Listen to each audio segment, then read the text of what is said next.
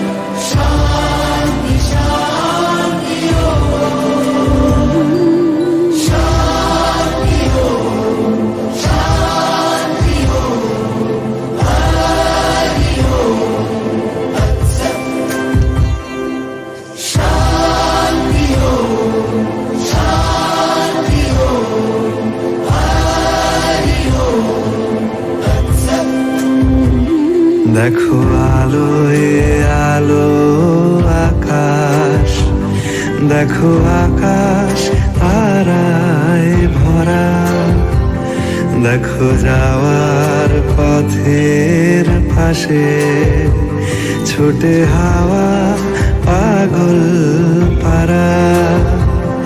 এত আনন্দ আয়োজন সবই বৃথা আমায় ছাড়া। ভরে থাকুক আমার মুঠো, দুই চোখে থাকুক ধারা। এলো সময় রাজার মতো, হলো কাজের হিসেব সারা।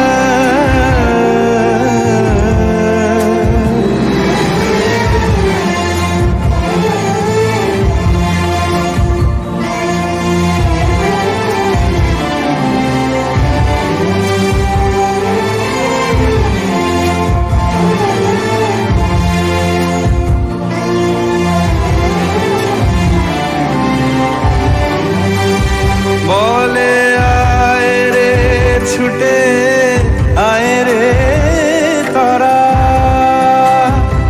হেথা নাই গো মৃত্যু নাই গো যারা। বলে আয় রে ছুটে আয় রে তারা, হেথা নাই গো মৃত্যু নাই গো যারা।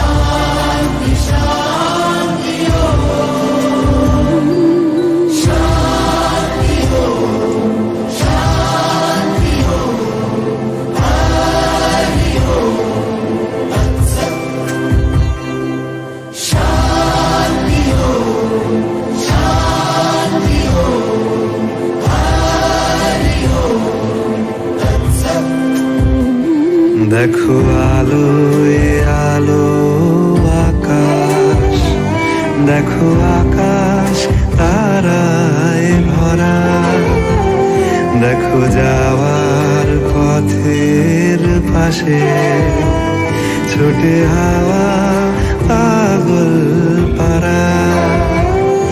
এত আনন্দ আয়োজন সবই বৃথা আমায় ছাড়া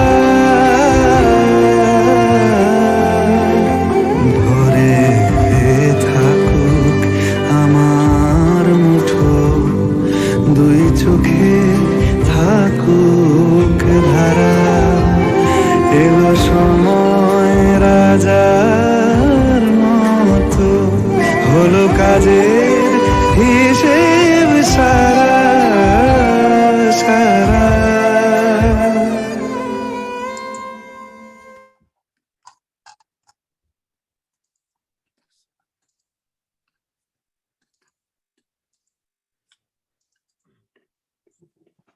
Dear and respected friend, thank you so much for your kind attention. And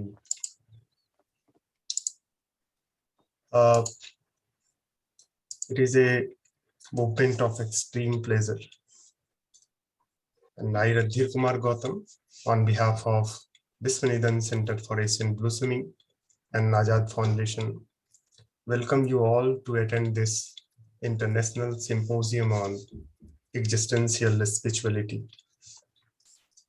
Let me start today's session with a sharing of one poem sent by one of our respected participant from Poland. And while registering himself, he sent a poem and he asked that please start your session with this poem. So I'm just sharing his poem. I have a religion, it's called love. I have a church, it's called earth. I have a scripture, it's called. I have a prayer, it's called compassion. Everything God created in his world, he created to express his glories. So with this spirit, we are very delighted to have you. A very warm note of thanks to all and all our guest speakers. I welcome our Chief Patron, Dr. JERNAIL Singh Anand, Chairperson, AAZAAD Foundation, India. I welcome our chief guest, Dr. MAQSOOD JAFRI, a great author, poet, and humanist from New York. I welcome Dr. Naeem Mushtaq, an enlightened scholar from Pakistan. I welcome guests as speakers, Dr. PARNEET JAGGI, Associate Professor of English from Dr. B.R. AMBEDKAR Government PG College, Sri Ganganagar, Rajasthan. I welcome Professor Anand Kumar Giri, Professor at Madras Institute of Development Studies, Chennai. I welcome Dr. Haj Mohammed, Associate Professor, TEKALI University, England. I welcome Ms. HELA TEKALI, very eminent poets and faculty of law and political science, University of Tunisia. She is the whole this talk conceived by her. So we welcome you, ma'am. I welcome Ms. Huda Bushwalia, a senior teacher from Tunis. I welcome Isha Kumari, a great poet from Singapore. Dr. Muhammad Haj Muhammad, Associate Professor, and all respected friends, viewers, both on Facebook platform and Zoom platform. Let me give a brief introduction to AAZAAD Foundation. AAZAAD Foundation, registered with Government of India, is a charitable trust aimed at organizing literary and social amelioration activities. The foundation, under the chairmanship of Dr. JERNAIL Singh Anand, has organized 3 international poetry conferences and run a free AAZAAD library in which books are provided free of cost. This present symposium is also a part of the series of literary activities the foundation provides. Let me also give a brief introduction to our Swadhyay Sahchakra. It's an organ of VISHWANEEDAM Center for Asian Blossoming, which is a public intellectual trust. Swadhyay Sahchakra Circle for Co-Learning and Mutual Study. It is an initiative of studying and learning together self, culture, societies, and the world. Friends associated with this are eager to walk and mediate with new horizons of thinking and new movements of social and cultural change at work in our contemporary world. We study seekers such as Sri Aurobindo, Mahatma Gandhi, Chittaranjan Das, a creative thinker from Orissa, and many others from around the world. We also present our own writing and reflect upon our creativity together. We also invite seekers from different fields of life to share with us their lives, vision, sadhana, and struggles for creating a world of beauty, dignity, and dialogue. We meet every Sunday or sometimes on Wednesday. We are now nurturing intercultural, interfaith dialogues with different national and international organizations. And AAZAAD Foundation is one of them. Without further ado, may I introduce Dr. J.S. Anand, our Chief Patron. Dr. J.S. Anand does not need any introduction. He is a professor emeritus in Indian literature and author of more than 120 books of fictions, non-fictions, poetry, spirituality, and philosophy. He is author of 6 epical works, and the latest is Lustrous, whose mass appeal has surprised critics.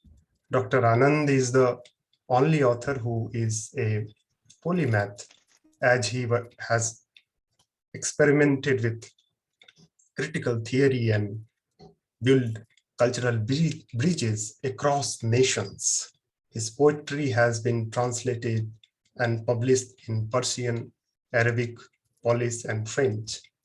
Dr. Maja regards him as one of the greatest philosophers among the poets and one of the greatest poets among the philosophers.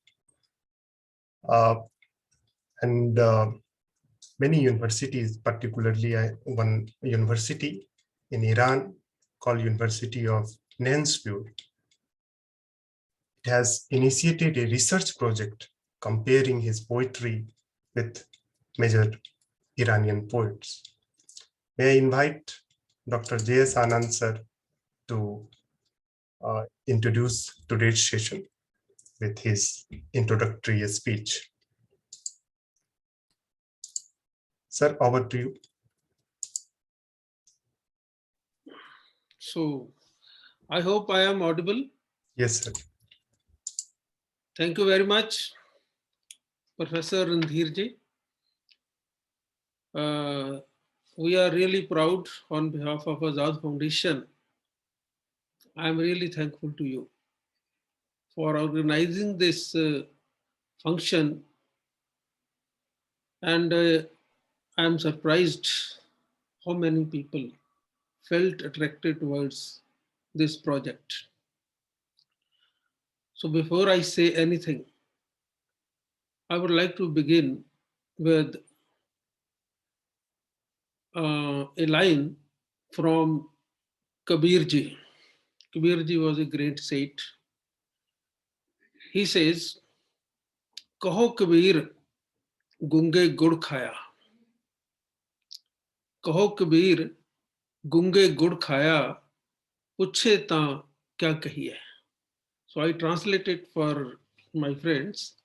Kabir says, if a dumb person tastes jaggery, and if you ask him, what is the taste of this jaggery, how can he speak? So this is actually what happens to when we are in a state of spiritual ecstasy. These experiences are ineffable, beyond any words. So, good evening, dear friends.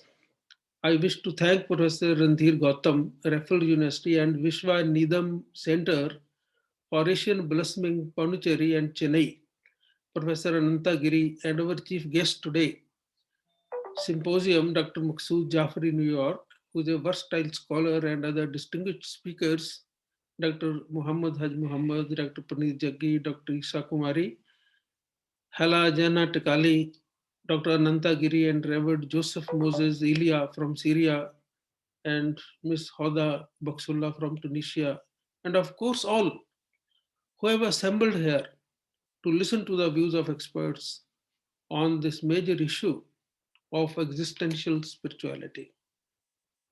Thanks once again for being with us. And as Randhirji has already pointed out, HELA TEKALI is one of the mystical and metaphysical poets from Tunisia, and she took the initiative. She talked to me that we organize a function like this, then, it went on steam. So as we begin to walk into this subject, we are confronted with a question. What is existential spirituality? There are two types of people who can talk on a subject like spirituality. And more authentic will be the practitioners of this art. There is the other type too, the academics, who look at it from a distance, study various definitions of spirituality, then say something on it, and even go to the extent of defining it, without ever what you call walking the talk. So there are spiritualists and there are people who just discuss spirituality. So I belong to the first group of people who has not only written but also practiced it in my thought and action, and written several books like Bliss and I Belong to You, which belong to the philosophy of existential spirituality. These books are translated into Persian in Iran by an Iranian scholar. In my opinion, we are religious when we are talking of God, and spiritual when we are talking of the creation, cutting across all religious identities. Religion is the path of duty, whereas spirituality is the path of bliss. It is one's relationing with the Creator based on the faith that He created everything with a benign passion. We find His presence in every created object: men, animals, birds, insects, waters, mountains, stars. And we feel we are a minuscule representation of that grand creation. If we feel in constant touch with the creative impulse of the universe, we are a spiritualist. Because here we are concerned with the spiritual oneness of the created mass. Spiritual oneness of the created mass. Such a state of consciousness is not incumbent on any religious training. It is an awakening which walks into your mind easily if you read poets like Walt Whitman and books like The Prophet. Now, about the idea of existential spirituality. Religious thinkers tend to believe that one who is not religious cannot be a spiritualist. I, however, believe that excessive dose of religionism can cause a counterblast, a breach with the creative unity of the creation. Religion or no religion, one has to acquire this mega vision of belonging to the cosmos rather than to one prophet or to one sect. Spirituality is not a divisive drug, it is a unifying passion. Existential spirituality, in my opinion, deals with the dynamics of living. Spirituality is often confused with an elevated state of being. We generally look upon spiritualists or some saints, sages, whom we find they are always talking elevated state of being in which man renounces the world and goes to forests or to a river bank and starts communicating with the higher forces of life. This is also, some people look at it. There have been some religions in which this world is looked upon as full of sin, and their adherents are advised to shun all elemental passions and force upon them a mortifying discipline, which we call self-mortification. Spirituality runs counter to such philosophies, which negate the very humanity of mankind. I think those who leave the world to its fate, there are so many people who leave this world and go to higher reaches of mountains. There they start meditating. I think those who leave the world to its fate, they leave the world to its fate and lead lives in the ivory towers of consciousness are as guilty of spoiling the flow of humanity as those who turn gangsters and cause havoc in society. Running away from your humanity, running away from your humanity may be a part of religion, but spirituality demands something else. It believes that we must understand our basic connect with the creation. And once that is established, how can we disown our society? And how can we disown our own body, our mind, our needs, our loves, our understandings, and misunderstandings too, which finally make us human? Existential spirituality is more about the existence of man and his constant realization of belonging to the cosmos. He is required to acquire a balanced view of living processes. He is required to acquire a balanced view of living processes, respect himself, his body, his gender, his world, and try to love every object, including himself, and try to make this creation better, thinking that universal spirit pervades through every object. It involves love for human structures.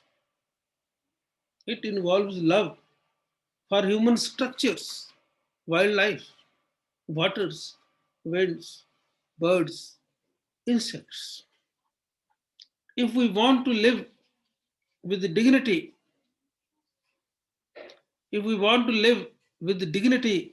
we must respect the dignity of the creation, rising above what religions ask us to do. Existential spirituality aims at a man who is in sync with God's dream of Adam, who loves his creator and his creator's creation. So friends, these were my views, what I felt I have shared with you. Thank you very much. Randhirji, please carry on the Thank journey. you. Thank you so much, sir. You really invoked the very deep understanding of spirituality and existential spirituality, because spirituality lies at the foundation of what each and all of us must deeply believe to be true. And that is very excellent deliberation. Now it's time to invite our chief guest. So before inviting him, let me introduce him. Dr. MAQSOOD JAFRI is well known to all our poet fraternity. He is a Pakistani poet, scholar, orator, columnist, educator, and politician based on New York. His PhD in English literature and DPhil in philosophy. He had been teaching English literature in American and Pakistani colleges. He has written poetry in several languages like English, Arabic, Persian, Urdu, Kashmiri, Punjabi, and Punji. By now, his 30 books of poetry and prose had been published in America and Pakistan. He is a stalwart of human rights, democracy, justice, peace, and humanity.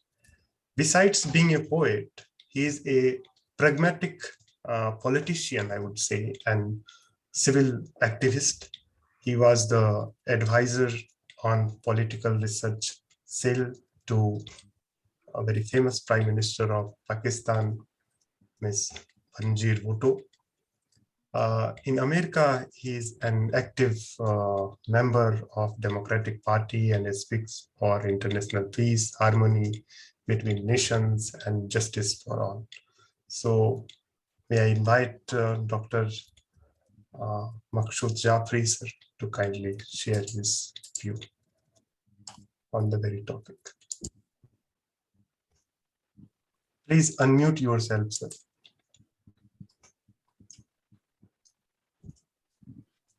Yes. It's audible? Yes, now you are audible. Thank you. I'm very much grateful to the organizers who have invited me, particularly eminent poet and philosopher, Dr. JERNAIL Singh ANAND, and respected Ms. HELA, TEKALI. Actually, time is very short. I think I have to wind up within 10 minutes. So this is basically, it has got three aspects. What is existentialism, what is spiritualism, and what is existential spirituality. So very briefly, I would say that basically existentialism was a movement against Marxism in the West. Because Karl Marx in Communist Manifesto and Das Kapital, they introduced a system that is based on communism that is called as totalitarianism. So in that system, the human identity, entity, personality, individuality has been completely vanished and abolished. Now the countries where you see some totalitarianism in practice. They don't have the freedom of expression, freedom of choice. So if we see that in France, it was Jean-Paul Sartre, existentialism and Marxism being a nothingness, these are the books which indicate and depict the basic concept of existentialism. Henry, this is Jean-Paul Sartre, and Kafka, Comas. These intellectuals, philosophers, they reacted basically against totalitarianism. And it became a philosophy in vogue that man has personality, God has given a personality, individuality. And this individuality and freedom, personal freedom, should not be contained or curbed. Then this movement started of existentialism in Germany. And we also see that our great poet, philosopher, Dr. Allama Iqbal, when he gave the concept of khudi, I don't have time to discuss it because I have written a book, Iqbal, The Message of Iqbal, and discussed the concept of khudi detail.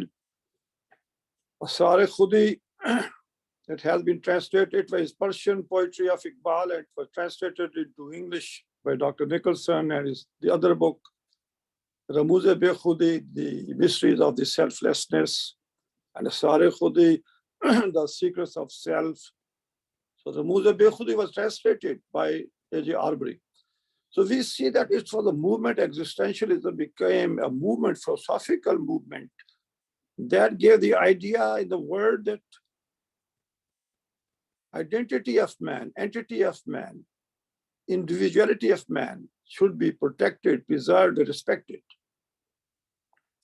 So this is the basic concept of existentialism, because within a very short time, I would like to say that even the German philosopher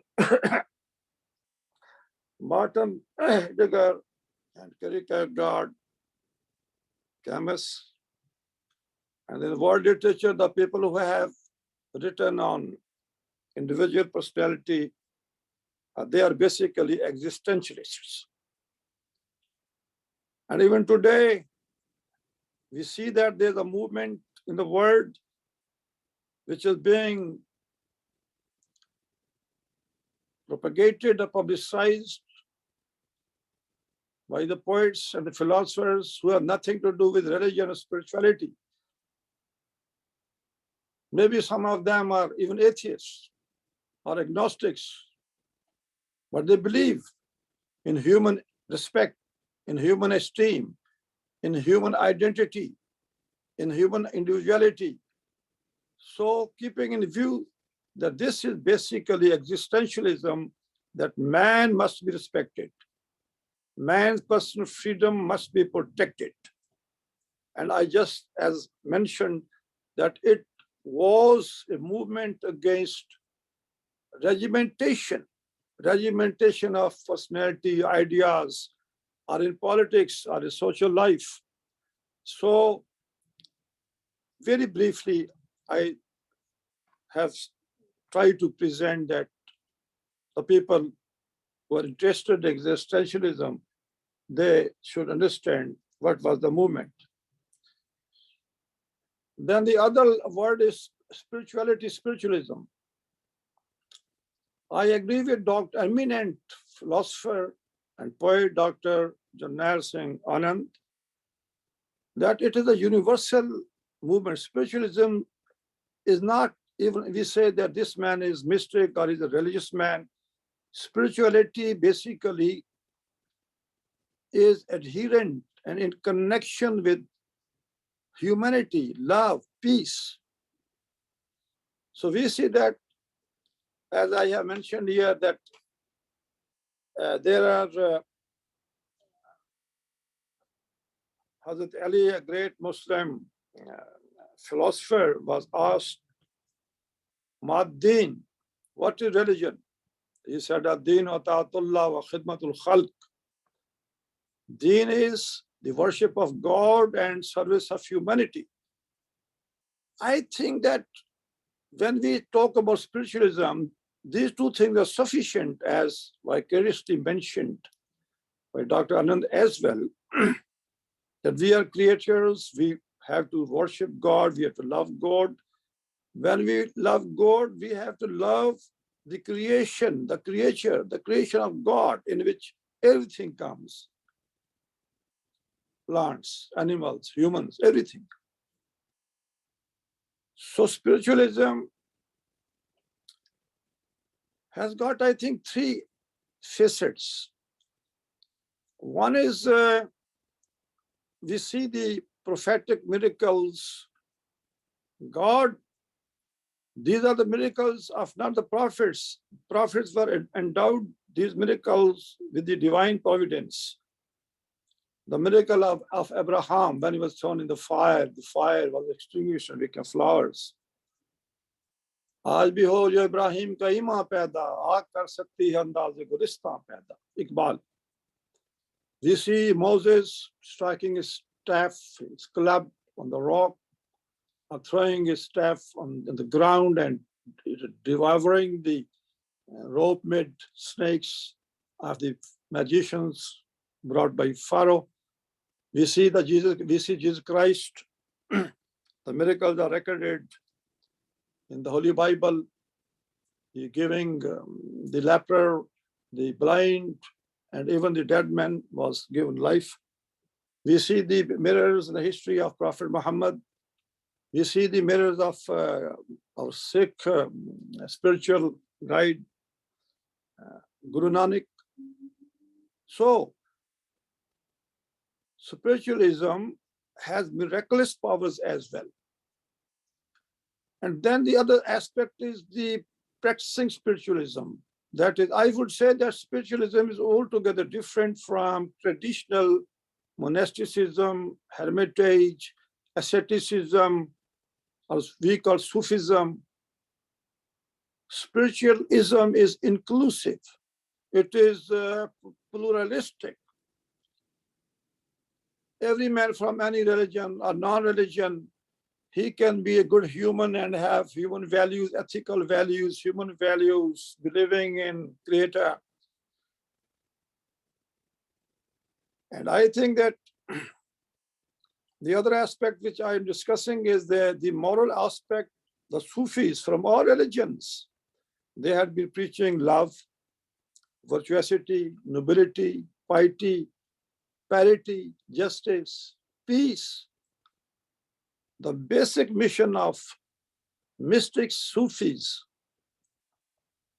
or the spiritualists was promotion and promulgation of human values, human norms, humanity.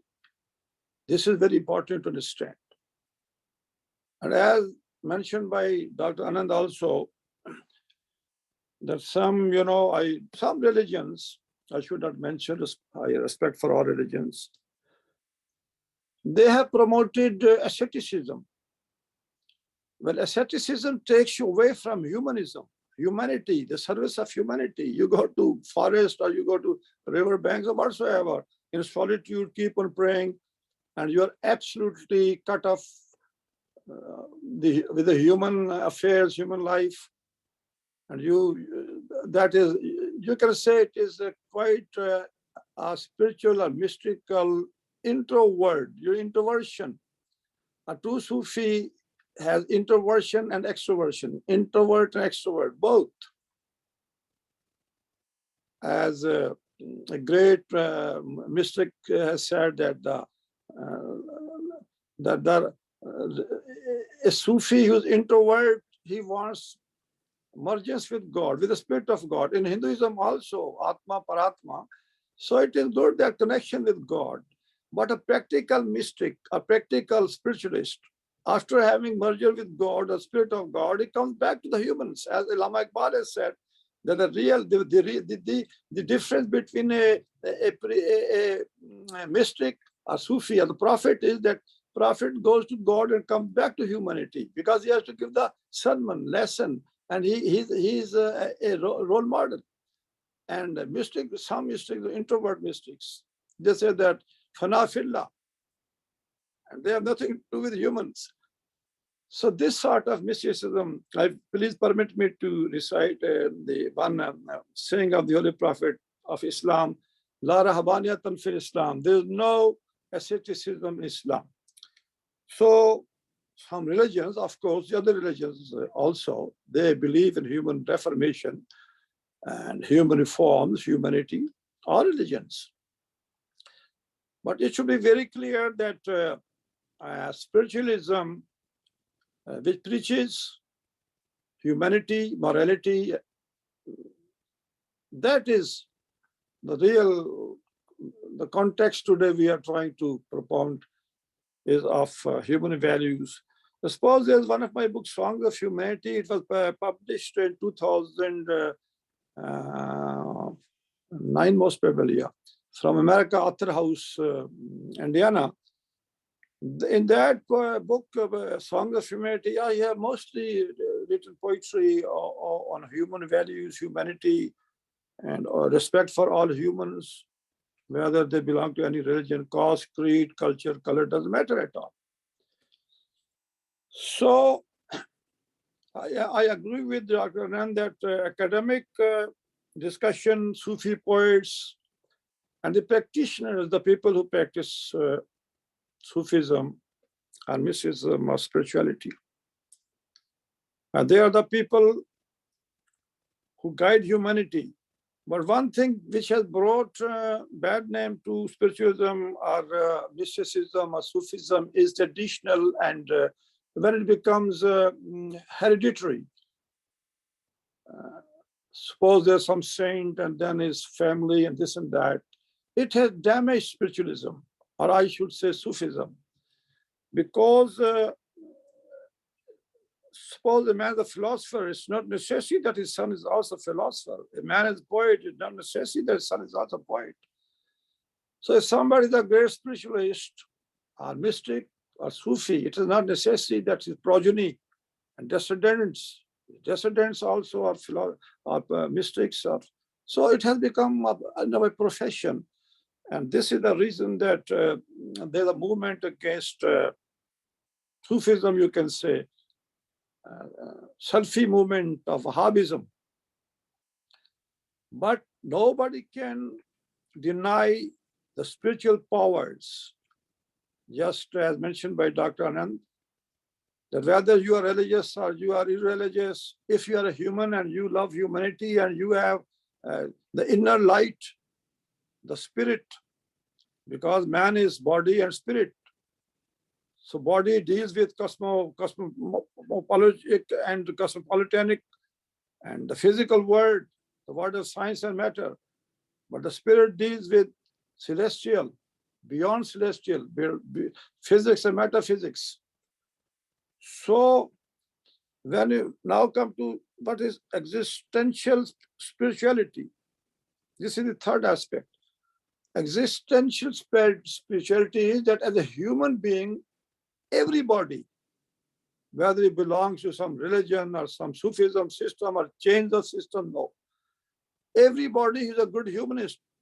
Everybody who's the man of peace, the man of love, is a spiritualist. Spiritualism is not some particularly a thing that goes to one family. It's the Sufism and the mysticism, these concepts, when they became hereditary, that really damaged spiritualism.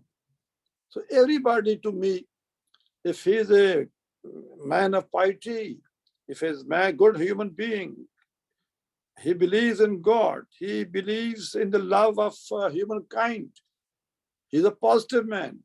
I would like to say negativism and positivism. These are two terms of social philosophy. There's no time to discuss all aspects in detail. But I think that we need to propagate humanism and spiritualism. Humanism and spiritualism, they are amalgamated. They are one. If somebody is not a humanist, he's not a spiritualist.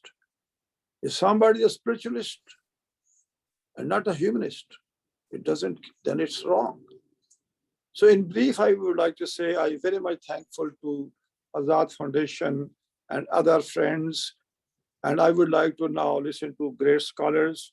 So in brief, I can say that spiritualism, existential spiritualism means the cognizance of self, but that self that makes you a great human being, the lover of humanity. So in summing up, I am thankful to you that we must promote spiritualism, and that means humanism. Thank you very much. Thank you so much, sir. Thank you so much. It was very excellent deliberation. And existentialism was also a kind of philosophical response to the earlier concept of rationalism. When we read Mark Buber, for example, Nietzsche, for example, Sartre, for example, and really existential insight will help us to understand ability of human existence, for that matter, our morality, for that matter.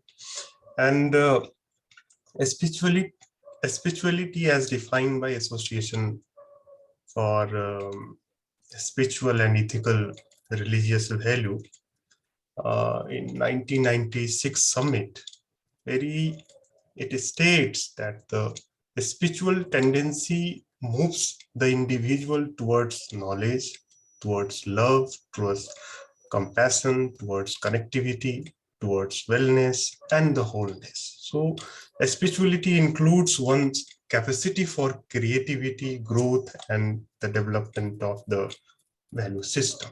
So you really invoke the very important idea. And Sufism can also be seen as, as a movement against rationalism, and that is the spirit. So it's time to invite our speakers. So in the series, first, I would like to invite Dr. PARNEET JAGGI. I won't take time to, to introduce her. Dr. PARNEET JAGGI is Associate Professor of English at Dr. B.R. Ambedkar Government College, Sri Ganganagar, Rajasthan. She is a bilingual poet writing in English and Punjabi. She is a critic and novelist. She has 5 collections of poems. She has co-authored 5 books, and recently there is a book written by Jaggi and along with Dr. Bikram Singh Doyle called The Call of Cedar, which earned great appreciation and critical reviews and award. The book also received AAZAAD International Award for Historical Fiction in 2021. So now it's time to invite and listen Dr. PARNEET JAGGI. So, madam, you are invited. Thank you, Dr. Randhir Gautam. Good evening, ladies and gentlemen. I hope I'm audible. Yes. Yes. Yeah, thank you. I am very thankful to Azad Foundation and VISHWANEEDAM Center for Asian Blossoming. I'm especially thankful to Dr. J.S. Anand, to you, Dr. Randhir Gautam. I'm so glad to share this stage with elite authors and philosophers like Dr. MAQSOOD JAFRI Saab, HELA TEKALI, and all the other authors present over here on this virtual platform. It is quite a privilege to be a part of this symposium that is going to delve into a very deep and pertinent issue that relates to not only our lives, but our very being, our existence. And the best part of it is that we have not just speakers or philosophers here with us today, but also practitioners of spirituality who go into the practical experience of doing it. Well, I would like to talk about what existential spirituality means to me, and that also finds expression through my poetry. While we have generally talked on this topic through our elite guests and Dr. Anand also, while we broadly classify spirituality into two components, that may be religious spirituality or existential spirituality, while on one hand, religious spirituality focuses on the way we perceive our well-being concerning our spiritual life as expressed in relation to a higher power, which may be God or some upper higher deity. On the other hand, existential spirituality is something subjective, a subjective experience that entails the thoughts about the meaning, the purpose, the value, the morality of one's life. And I think it covers the involvement of a person in the existential notions of the purpose of life, life satisfaction, the positive, the negative experiences of life while living in the world itself. As Dr. MAQSOOD JAFRI just pointed out, that asceticism cannot be called spiritualism, because while we are living in the world, we need to identify these moral values and the spirit. Now, well, I start with briefly with Kierkegaard's concept of being, while he talks of four primary existential ways of being in the world, in which he says the first is the Umwelt. That is, we being with nature or the physical world. Then is the Mitwelt, being with others or the social world, our social life, the social interaction. Then we have the Eigenwelt, being with oneself or the world of the self, which I think in today's world is lacking and we need the most of it. And then the Oberwelt, which is being with the spiritual or overworld. So this was where this kind of a concept of existentialism initiated. But here our concern is the sublime integration of spirituality into existential theory. Now, it is usually seen, as Dr. JAFRI also mentioned and Dr. Anand also mentioned about it, that it seems to go one way or the other. Either the existential theorists are deeply spiritual or religious, they call themselves spiritual, they are religious, or they are atheist or agnostic. So there seems to be no middle ground. But my point here is to talk about the integration of the two and how important this integration is for our life to be happy, peaceful. Now, we've already talked about what existentialism is because it was elaborated by Dr. JAFRI in a brilliant way. One of the most practical, one of the most important philosophies of the day, because it talks about how to be lived. And therefore, it is not just a philosophy of purely subjective inwardness, but it is also about the inescapably how we integrate with the environment.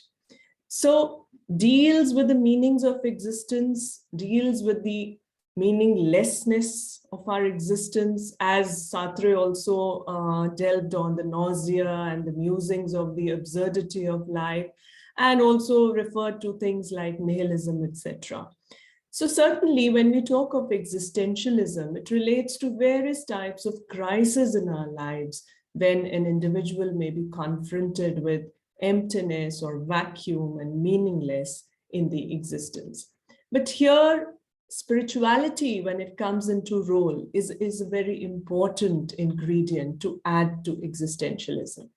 Now, talking of spirituality, it is not a commodity which can be obtained or procured, but it is our very being, where, for example, being either full of spirit or being spiritless, it can be an aspect both ways, and that determines how we live our life, how we participate in our living, and how we face the challenges of our life. Now, when we look closely, it seems important to recognize that spirituality is not dependent upon religion, although as Dr. JAFRI brilliantly elaborated on this fact, how it may appear to be religious, but religious is a particular set of doctrines or a body of doctrines, and it goes to relate to epistemology, but spirituality is about going inside, being humanistic, getting out the morality inside you and practicing it in the world you are living in. So for me, existential spirituality provides the why and the how of our existence. It is how we question ourselves that decides our roadmap to our life, and even further, because our questions are our gateways to our identities. Now, as an illustration, I quote a short poem that was composed by me that questions my existence on several levels. I would like to read out a few lines from that poem. Who is the witness of my birth, when thirst for a new life entwined with moods of nature? Who shall witness when it dies? Who is born under a new sun? Life dissipates unending warmth as one walks on a brick kiln, heated, dust solidified into bricks, structuring life into a shape. Fire gives life to dust, takes it back to dust. Does it burn its own fire? Does it only burn my sins? Riddles are heavy for logic now, when encircled by a giant wheel with a gigantic axle, spinning the spokes without a tremor. I watch like an infant on bed, wings of fan speeding invisibly to the two eyes. Who shall watch me die, my fire turning into a light, going on for the next journey to meet the new clan? Tell me soon, before I perish under the same sun. Now here, what I want to show is that my way of questioning leads to the roadmap that I am going to live as an existential being. For me, existential spirituality means going from an incomplete self to the complete self. The self that is absolved of all material desires, prejudices, preconceived notions, which actually bar my way to humanistic tendencies. Now, again, being humanistic, it is not about becoming human or becoming spiritual or godly or religious or any XYZ specific category that we may wish to fit ourselves into. But for me, actually, instead of becoming, it is about being. It is about being spiritual. That spirituality has to be inside you. You have to be spiritual and not really become and unbecome. Now, this is like doing an act is like, because becoming is an act and doing an act is like wearing a garment, a gown that is worn or fitted for a purpose or for a specific period of time. And the irony is that a man removes the gown or undresses himself any number of times, or whenever he feels he can get rid of the gown, keeping it aside for his convenience. But existential crisis, I think, arises from this dressing and undressing of the personality, trying to become something, trying to become moral, become humanistic, trying to become spiritualist. Now, I think amidst this confusion of changing garbs and trying to become something, dressing and undressing, we lose our primal identity. The identity, which is primary, which goes beyond the physicalities, beyond demographics, beyond the realms of time and space, that identity. Now here, what I want to say is that it is spiritualism which takes one across the mundane existence, across the mundane dilemmas of life and existence, to actually delve into the existential queries with a sort of a detached vision. Now, while you are a spiritualist, you don't just remain a body or a mind full of jumbled thoughts which have been gathered over lifetimes. In fact, you become a journey of the consciousness. You become a journey of it. You become an evolution through which you feel that oneness. Oneness with what? Oneness with the source of your origin, oneness with the cosmos, oneness with the energies around. So this oneness is edifying. And this oneness leads you towards completeness. This oneness is inclusive of humanism and all morality that we talk about and that we need to have to complete ourselves.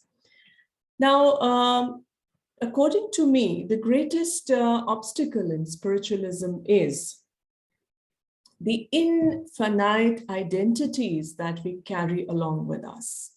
Now, here again, I would just wish to quote some lines from my poem, Identity, where I have metaphorically tried to express my pain at the kind of, the garb of identities we take over, and we're not ready to part with these identities.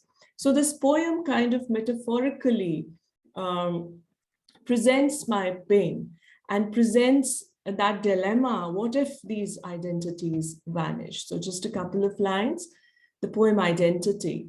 What if the word identity vanished from books and bowls of language platters that serve spicy peppers coated with saccharine chocolates, that glues to the root cavity to be ruthlessly extracted from the tooth? For the decay induces a twinge that travels like a stream meandering its way through the uninhabited, untamed terrains. This identity dish savours the palate, lending a prismatic taste to tongue, but pokes a tint of colorlessness in the gushing waters of the self that flow to reach the source. So I think this identity is a major problem. It has become the ennui of the contemporary man. Like here, I would quote Carl Jung when he said, I would like to read the quotation. The individual's feeling of weakness, indeed of non-existence, is compensated by the eruption of hitherto unknown desires for power. It is the revolt of the powerless, the insatiable greed of the have-nots. This is Carl Jung from The Fight with the Shadow. So we have been grappling all our lives with the haves and have-nots. It is only existential spirituality which can take us out of this mundane struggle that we have been doing all our life, and the whole world is engrossed in it. And if I speak metaphorically, I would just wind up my speech to give space to other authors also. To speak metaphorically, existential spirituality for me is like a small and hidden door which leads inwards. And the entrance of this path is actually barred by countless prejudices, notions, fears, assumptions. And we have seen a number of priceless movements like Dr. Jafri also talked about in the form of Bhakti movement in India and around, where the Sufi saints and bhakts like Kabir, Nanak, and they have talked about how going inside will lead to revolutionary changes in the world and the self. But in a world of grand political and economic schemes, it sounds grotesque. When we speak of hidden doors, we speak of dreams, we speak of the world within. Because people say, what has this vapid idealism got to do with the gigantic economic and technological world, with the so-called problems of reality? But what I want to conclude here is that these movements like the Bhakti movement, where we're talking of Sufi saints, we're talking of the saints like Kabir and Farid and Nanak and Buddha, we must go towards these movements once again, because they vividly point to the universal fact that it is here. It is here that the real journey of the self starts. Journey to the source, journey to elation, journey to ecstasy, and journey to the completeness. So I would like to conclude my talk with a couple of lines again from a poem called The Common Appetite. Here the appetite is that of existential, it is that of the spiritual, which says that exclamation, I'm talking of the punctuation here, exclamations shall take a dozen lives to turn into commas and full stops. Here I'm pointing towards completeness. Exclamations shall take a dozen lives to turn into commas and full stops. Why? Why the trillion cells inside my shelled and embroidered body carry loads? like a formissary unperturbed by the appearing and vanishing sun. Why? Why the brachial plexus cannot be disentangled, placed in a straight line to pour in love juices, red, orange, white? Why?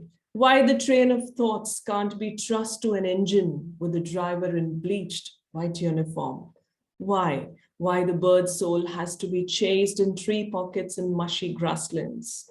Two eyes glare at the twilight mirror, a reluctant drizzle of smiles. The cell, the train, the bird desiderate to meet, discuss the common appetite. This common appetite is the appetite of the existential and the spiritual. The confluence shall drown the three, the cell, the train, the bird. The confluence shall drown the three or hold the three in a glass boat to float in the pelagic world. So that was all I wanted to share with you all. And I'm so glad to have an elite audience like this. Thank you so much for having me. Thank you. Thank you so much. Excellent, excellent and very deep presentation. And definitely we'd have a great engagement after listening this. So in that spirit, I am going to invite Professor Anand Kumar Giri sir to kindly help us to understand this deep concept of existential spirituality. Thank you so much, dear Randeep. Thank you, Dr. Anand, Dr. JAFRI, Dr. JAGGI, and all friends present. I hope you can listen to me, please. Is it all right, Randeep? Yes, sir. Yes, sir. You're audible. So, inspired by Dr. Jaggi's intertwining of existential, poetic, and the spiritual, let me begin this journey with these lines of poem, which are in Odia and which I will translate. It goes like this. Ratrirahi trutiya prahare, Kala Nagara Manasa Chitra, Kala Naga Krishna Naga, Adi Naga Ananta Naga, Ati Manasa Naga, Adi Sesha, Ati Manasa Sikha. It means in this third phase of the night, the black snake, the image of the black snake and Krishna snake, Adi Naga, the primal snake, and the Ananta Naga, the eternal snake, Ati Manasa Naga, the supramental snake, Adi Sesha, the eternal remnant, and Ati Manasa Sikha, the supramental peak. So in this poem, we see the many aspects of our existence, the snake, and referring to Carl Gustav Jung, the significance of the snake. In biblical spirituality, the snake is considered an evil, but in our existence, especially in Garden of Life, both Adam, Eve, and snake, we are all part of the Garden of Life. And it is spirituality consists of Adam, Eve, snake, the garden, the divine, the natural, the cosmic. So existential spirituality touches all these dimensions of life, including our dream of fear, and dream of transformation. Existence has a dimension of moment. We live in existence. We live with moment and moment. In fact, existential movement, it began with the significance of the moment, how we would have to be with the moment with a sense of meaning. The search for meaning in the moment, in the context of crisis of meaning or destruction of meaning. But as with existence, we live in the moment and with the moment. But while living in the moment and with the moment, our life also has a dimension of eternity. That eternity is walking with us in our bare feet and in our palms when we are bringing our fingers and hands together. So the eternal is also emerging with where walking towards the eternal. Sometimes a may not dedicate to what can be called as the eight dimension of existence. We know or title of the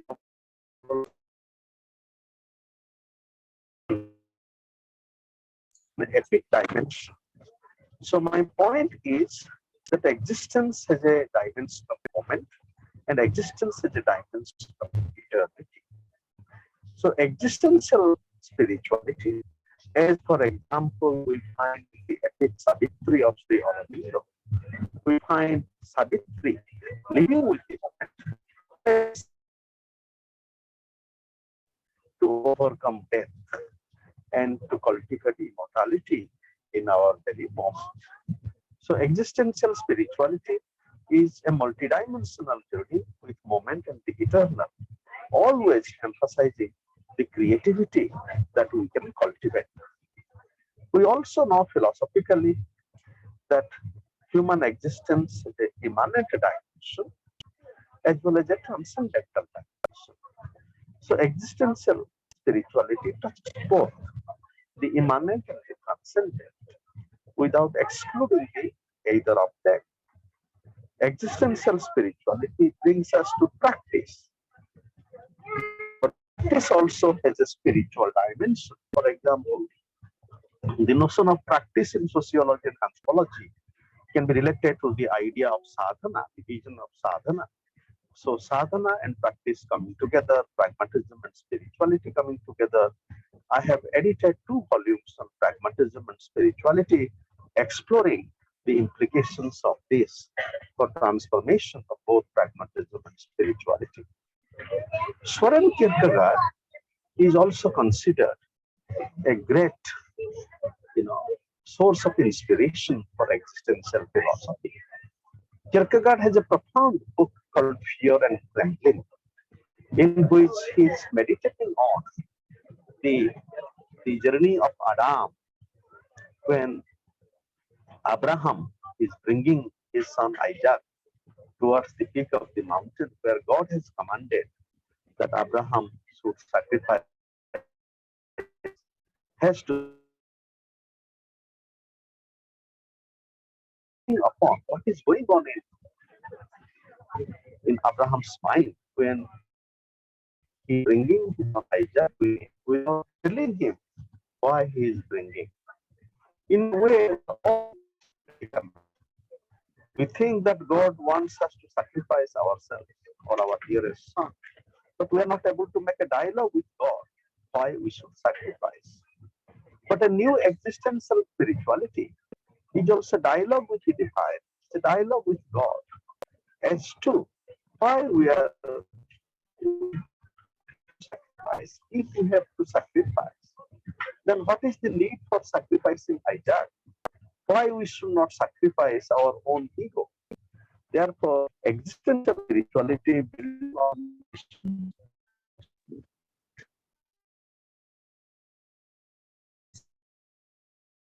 René Girard would say, violence at the sacred. How do we cultivate Christian? Sorry to interrupt you, sir. I think your voice is breaking. So please conclude in 2 minutes.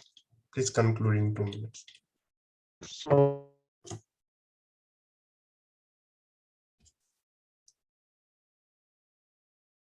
sir, you are not audible.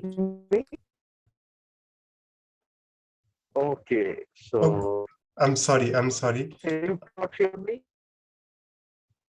Can you hear me?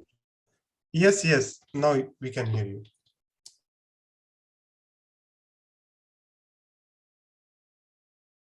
Yes, now can you hear me? Yes, sir. Now you are audible. Hello, Ron. Oh, very. So I was telling you about Søren Kierkegaard. his book Fear and Trembling. And when Kierkegaard is meditating on what is going on in Abraham's mind, when he is bringing Isaac to the sacrifice, to sacrifice Isaac at the peak of the mountain. What I'm submitting here is that existential spirituality reflects upon these traditions of sacrifice. Then think of sacrifice as not sacrificing your son, but sacrificing yourself. The ego dimension, ego sacrifice. That is the spirit of the Vedic sacrifice. The Vedic yajna is a sacrifice of yoga. As also, when Lord Jesus Christ is on the cross, he is also self-sacrificing, or what is called as kenosis or self-emptying. So existential sacrifice, existential spirituality deals with the challenge of sacrifice and tries to transform sacrifice to renunciation. A renunciation which is a practical renunciation. Practical renunciation begins with little small steps that we can take. For example, I am now traveling from Kottayam to Chennai, and this is the period of the Lent, L-E-N-T.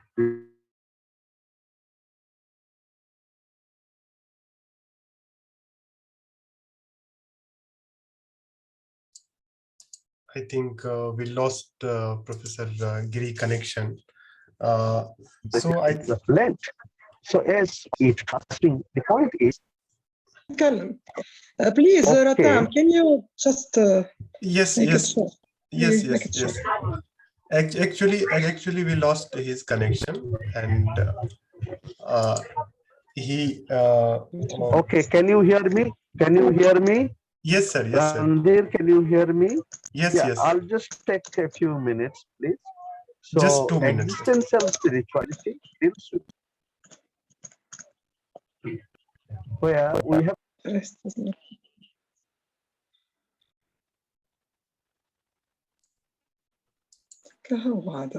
Okay. I think we will reach once the connection.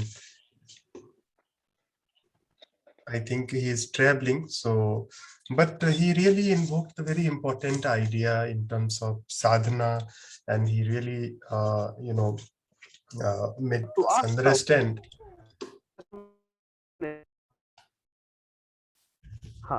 If Sir, you I can think, hear me, I will just conclude.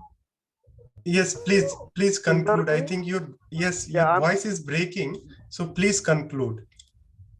Yeah, I'm concluding with the theme of suffering, dear friends. So I would like to say that suffering is also part of our existence. And now I'm reading the work of Paulos Mar Gregorios, a great thinker from Kerala. And what he writes is, my task is to use suffering that comes my way for the exercise of self-discipline and compassion. I do not know why we have to suffer, but I know that where there has been no suffering, there is no development of character. I know that compassion is learned and taught by entering into the suffering of others and by letting others share one's own suffering to a certain extent. Suffering seems to be love's way, at least in this world. Suffering does not open the door by itself. The key has to be turned. Suffering has to be transmuted by love. Hate and despair can turn it into poison. I am grateful to God that however close I came to despair in my suffering-filled adolescence, I did not give up. My little faith helped me to cling on in hope. So, dear friend, my concluding submission in existential spirituality is to tie suffering to faith and hope. And through suffering, we cultivate the art of compassion as well as courage. Thank you so much. Thank you so much, Professor Giri. You really, incorporated the very new or very excellent dimension of existential spirituality, that is sadhana and the suffering. So now it's time to invite our next speaker, Miss HELA TEKALI. Ma'am, are you there? Miss HELA TEKALI. Ma'am, Hello. are you there? Yes, Oh, yes, yes. honestly, Just wait a minute. Just wait a minute. I thought that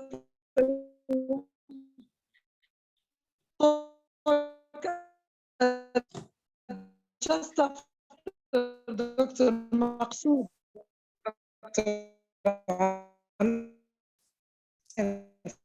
I-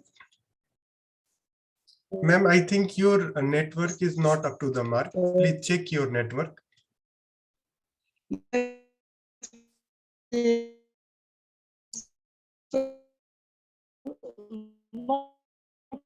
Time. I was honestly after talking.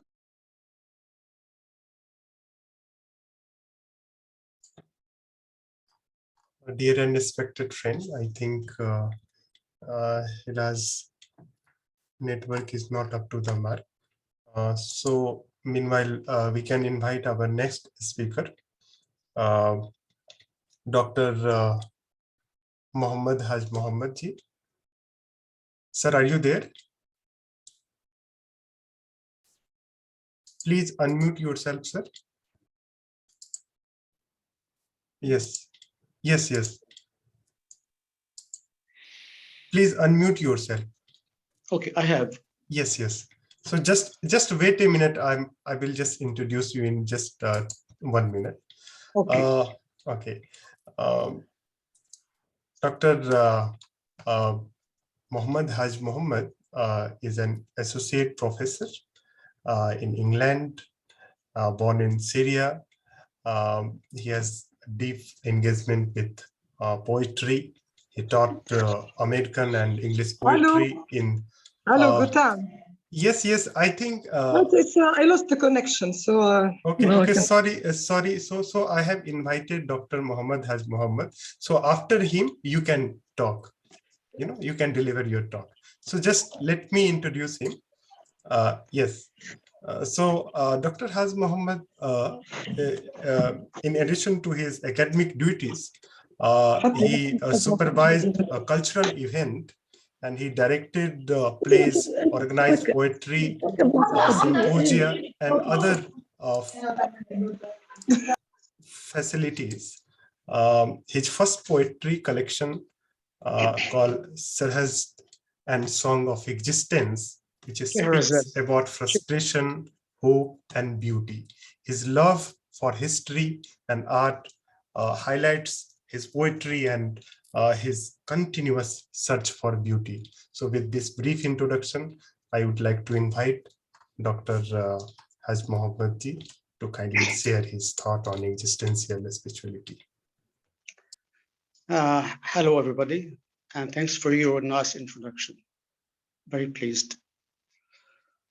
I would like to talk about existentialism and spiritualism. But before that, we need to see that we come into this life in a journey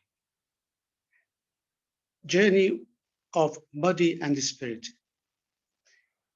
When we are born, we live for our instinct, and before death, for some, we need to realize what have we done by our understanding of the world around us, that only our soul can guide us, can keep us in touch with the world around us, with the world of love, of hatred, of the nature, of the cosmos, etc. We have our soul, and so does nature, so does everybody. Here, I would like to speak about the instinctive feeling that man is born with. This instinct, you see, is directed and guided by the soul. The soul, which is part of our, it's not part, is according to religion, is the main important thing because it survives death. Because we come into this world only to understand ourselves, as they say, and then we can leave and go back to where we came from. And this is what Avicenna, Ibn Sina, the great Muslim philosopher, stated in his poem, The Soul. He believes that the soul came from heaven, like a straight dove came into this being to look for itself. And looking for itself is guided again by the soul. So here I'm going to speak about Averroes, Thomas Aquinas, Thomas Heidegger, and Kierkegaard and Jean-Paul Sartre, and see why do they spoke about the soul. It is because the soul makes man what man is. Averroes believes that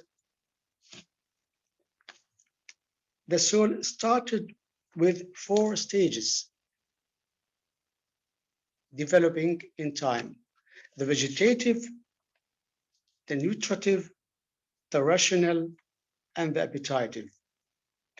The vegetative is the instinctive, while the nutritive is the one that governs growth. The rational is the one that governs reasons. The appetitive is the one that governs desires. So the soul marks the dynamo of our lives.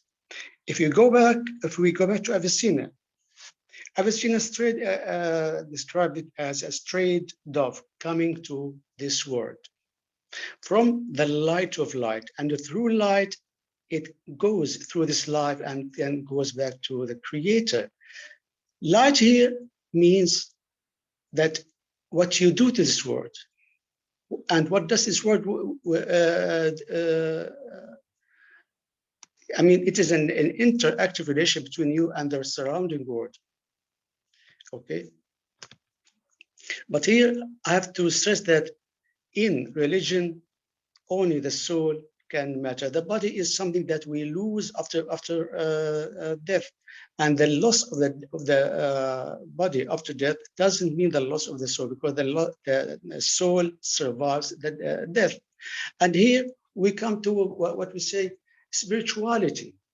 Spirituality, is spirituality our true being, or does it live in something we call being, or is our being, you see, governed by our spirit?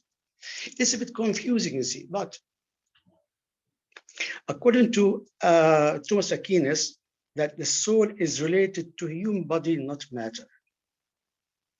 Human body, you see, is governed by the soul. I'm here talking about how man interacts with the soul, because without which man can never live. I mean, once somebody dies, you see, you can take some parts and put them in and transplant them in another somebody else's body, and it works.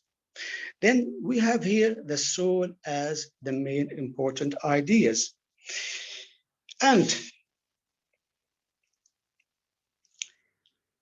in this sense, existential being is subjected to time, and so is the soul or the spirit, but not the body. When we speak of time, we speak of from A to Z.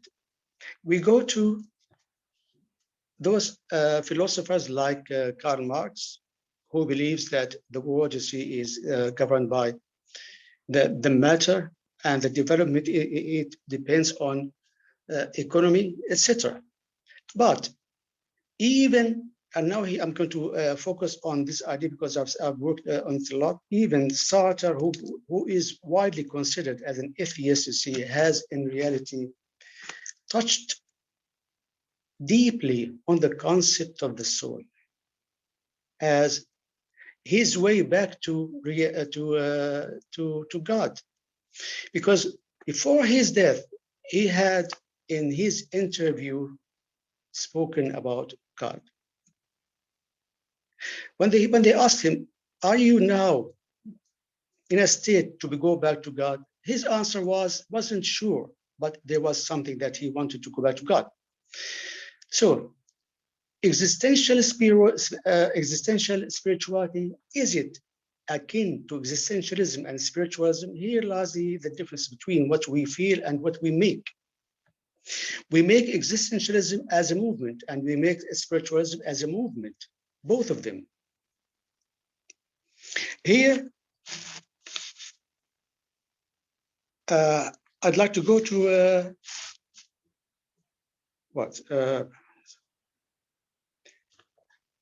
to Avicenna, who again tells us that we need to understand the light of light. Now, the light of light here takes us in our relations with others. We need to love, we need to hate. Sometimes we hate, sometimes we love, sometimes we do so and so. But is our body the one that works, or is it our soul that works? There's a difference between the body and the soul. But for man, only the soul can make things possible. I mean, look at the world around us now. I mean, let me speak about in politics, which I don't like, but I have to bring it as an example, you see. In 20th century communism, there was a major shift from religion to atheism. At the end, they have come to the idea that, well, look, there's no way we can deny that man has a soul, has a spirit. And this soul is related to nature, possibly, and cosmos, because everyone has its spirit. And man as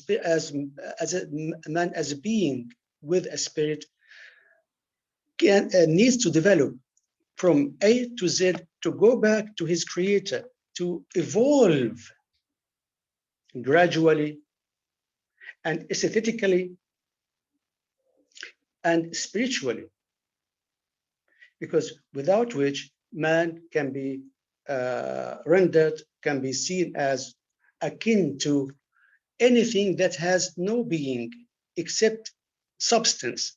Okay. Sartre believes that existence precedes essence. This is the view that some people can hold, that, well, look, we need to think of our body, need to think of our individuality, which is taken by those who believe in the spirit.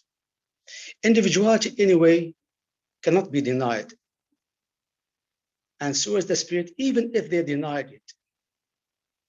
When Sartre introduced the flies, he brought it to say no to dictatorship, no to invasion.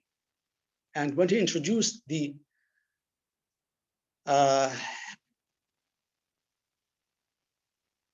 Greek mythology, there was a major idea in his introduction. Can man live without soul or cannot? I mean, if you go to the end of his play, The Flies, we see that Orestes, the hero, asking his people to forget their nightmares caused by submission of their will to the governor and to his mother who betrayed his father. Submission of the will, okay, is again to be taken by another man who claims himself to be their savior, okay? But the spirit here is the only power that can save you personally, that can save you from the political mayhem around you, that can save you from the economic disruption around you, that can save you from everything by what? By yoga, by making it evolve to sublimity, to heights of nobility, to the idea we call the light of lights. The light of lights here, according to Avicenna, is that great entity which is God,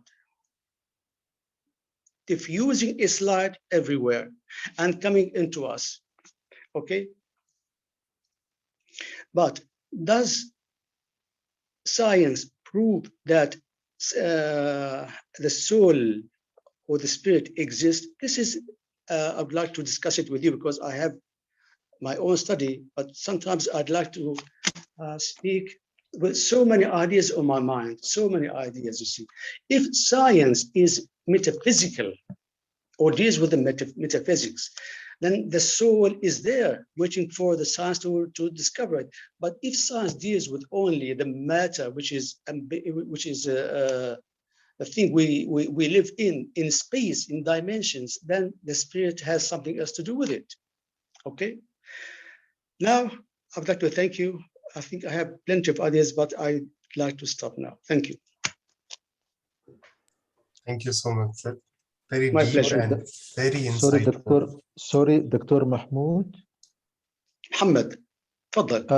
دكتور محمد، ممكن أنا أتداخل لأنه أنا عندي التزام بعد شوي؟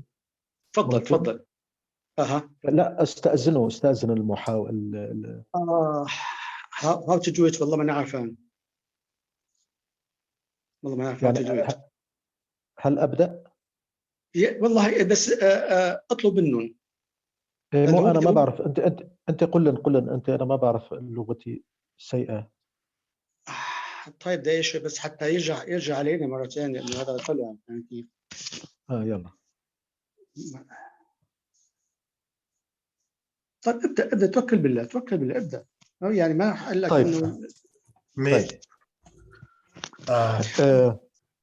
Excuse me, can Father Joseph start now, because I think he has got an appointment and he needs to leave. You see, and I'm going to translate his. Yes. I'm going to tell you. Yes. And by the way, yes. our ideas are, you see, united. You see, he and I have the same ideas, so I can project my ideas through his. Okay. تفضل يا. يلا حبيبي. So dear and respected friend, we are also joined by Joseph Moses Elia. He's a Syrian priest, and Dr. Haj Muhammad will help us to understand his thought, because he writes in Arabic and he's going to translate in English. Sir, over to you again, Dr. Haj Muhammad. تفضل. يسعدني I'm pleased. جدا. Very much pleased. ويشرفني. It's an honor to me. أن أكون معكم. To be with you. ضمن هذه الكوكبة المضيئة. In this symposium. متحدثا عن هذا الموضوع الهام. Talking about this important subject. من الزاوية المسيحية. From a Christian point of view. التي أولته عنايتها واهتمامها.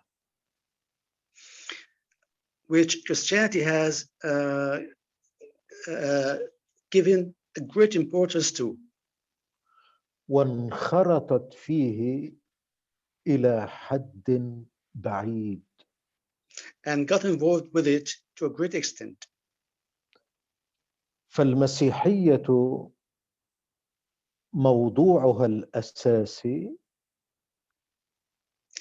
The basic subject of man and the human being is the basic subject of Christianity. الإنسان وخلاصه وسعادته دنيا وآخرة. Man and his salvation and happiness in this life and in the hereafter world. لهذا فقد ركزت على الجانب الروحي فيه. That's why it has focused on the spiritual side of man's life. And here we need to just a sec, please. And here we need to say that heavenly religions focus on the on the spiritual side, you see, and they want something basic, that is the happiness of man. The happiness of man, you see, is in his salvation. I mean, if you say that, well, look, this world is not full of vice, well, we say, well, look, it is full of vice, and sin is everywhere. And now the war in the Ukraine is part of it. تفضل. وأكدت أن الروح هي الأقوى. Is the stronger part in this life. وهي الأنشط. And the more active. وأن الجسد and body, مهما كان قويا. No matter how strong it is. فهو معرض للضعف والتلاشي. It is likely to get weak and to get dissolved after death. والإنسان لكي And man, يبني عالمه بشكل أفضل to build his life in a better way, عليه أن يولي الروح فيه عنايته has to take great care of the soul. فينميها So ويقويها develop it and strengthen it. ويبحث عن كل ما يجعلها أكثر إشراقا وقوة And وثمر. look for what makes it more illuminating. And here, just a sec, please. لو سمحت. Here, I would like to introduce an idea about the Age of Enlightenment. You see, when the philosophers started to dissociate from the spirit, they got enlightened. They forgot that they are, even when they move away from religion, they are in religion itself. I mean, even Kierkegaard, who is a Christian priest, you see, believe that existentialism can make something different, can make the difference. But existentialism itself, in my understanding, and this is in my new book, you see, existentialism is not atheism. Possibly some may find it surprising. تفضل. من هنا ما كانت الوجودية في تضاد مع الفكر المسيحي. From this point, we can say that existentialism wasn't in contradiction with Christian thoughts. باعتبارها معنية بالإنسان. For it cares about man. وهذا الإنسان فرد تربطه علاقة شخصية بالله. And this man is an individual with great relations to the Creator.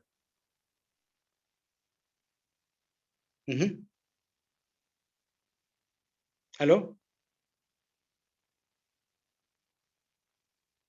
Hello? I think we lost his connection. Hello? Yes, we lost his connection, although it was a great conversation and you really helped us, Dr. Mohammed Ji. So now it's time to invite our convener of today's session, I would say, Miss HELA. HELA ma'am, are you there? Miss HELA ma'am, are you there? I am here, Rotam, but okay, thank you. Just let me introduce. thank you, but I think that it wasn't well organized, this meeting. So a lot of confusion, and there is a disconnection with my mobile phone. But you can let me talk, and then it will be the time for Haj Mohammed, and also Joseph to talk, because it will take a lot of time. And I thought that Joseph Moses, it will be translated into English so that Mohammed will do the job. Not a problem. So I can start if you want. You can introduce me, because you didn't just made the introduction. Yes. So I'm an we English cannot teacher. see you. Kindly.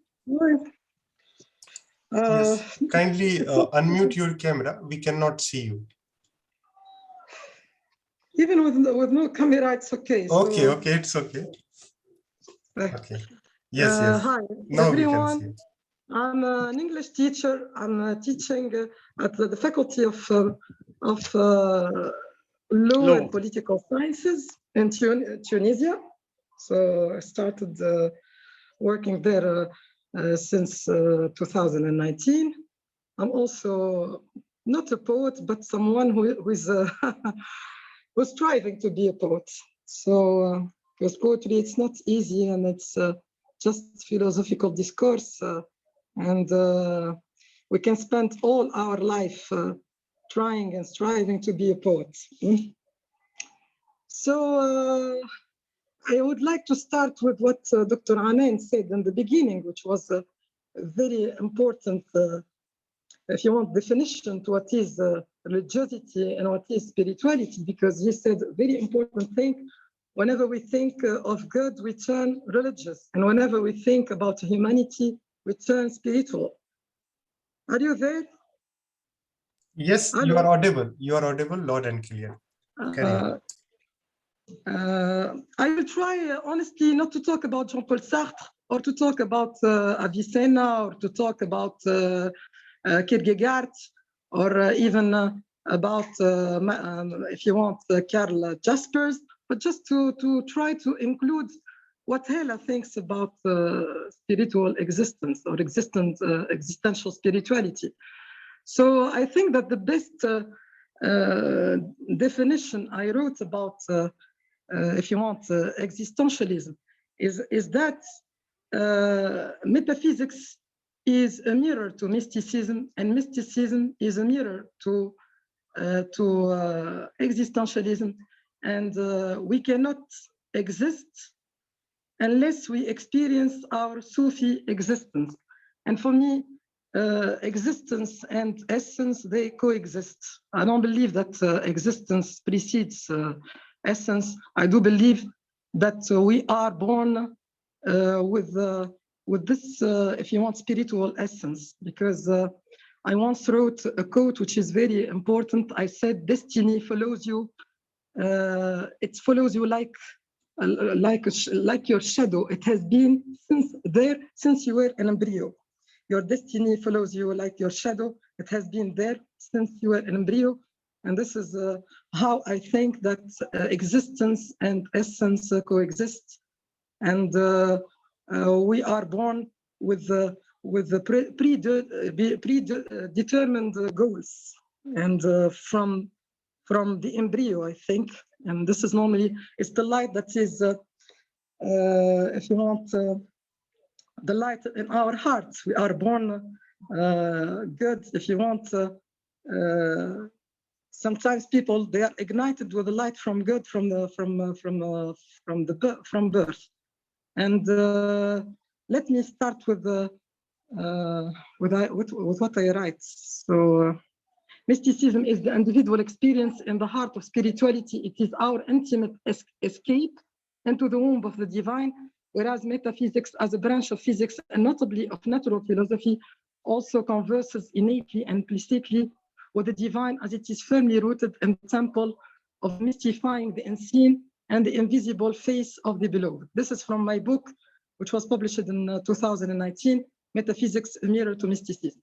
Whenever we speak about existentialism, the first thing we have to ask is why you are here on earth. What is our mission? The answer to this question about existence is quite elusive and hard to define.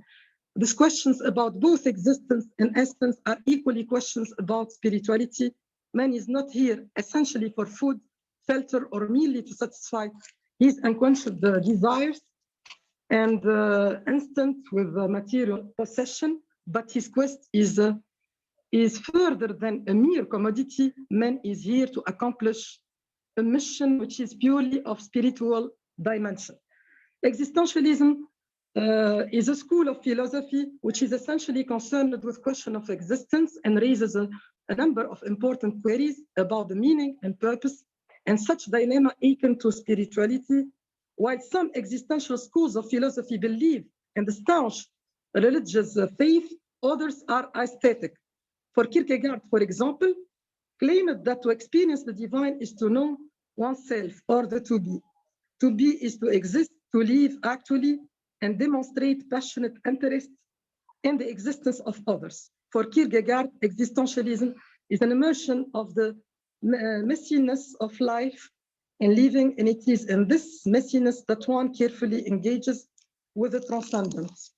I defined the existential spirituality as follows. Existentialism can never occur outside the province of the divine.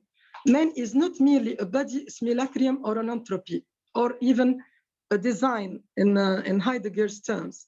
He is a transcendent being capable of experiencing events beyond his grasp and physical reality, and be heightened to a metaphysical state. When he fully embraces the experience of the holy, merges within his ethereal self, he can explore the higher level of his being and revel in the sublime encounter with the sacred. And all the love that I am inside has not been discovered yet. This is also my quote.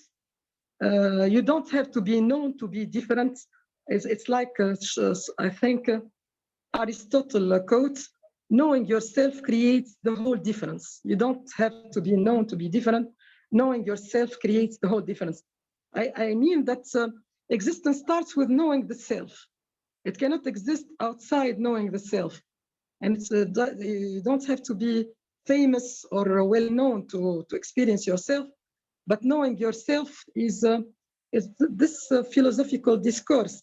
And I ask questions about your essence and about the existence, and this is how you come to know yourself.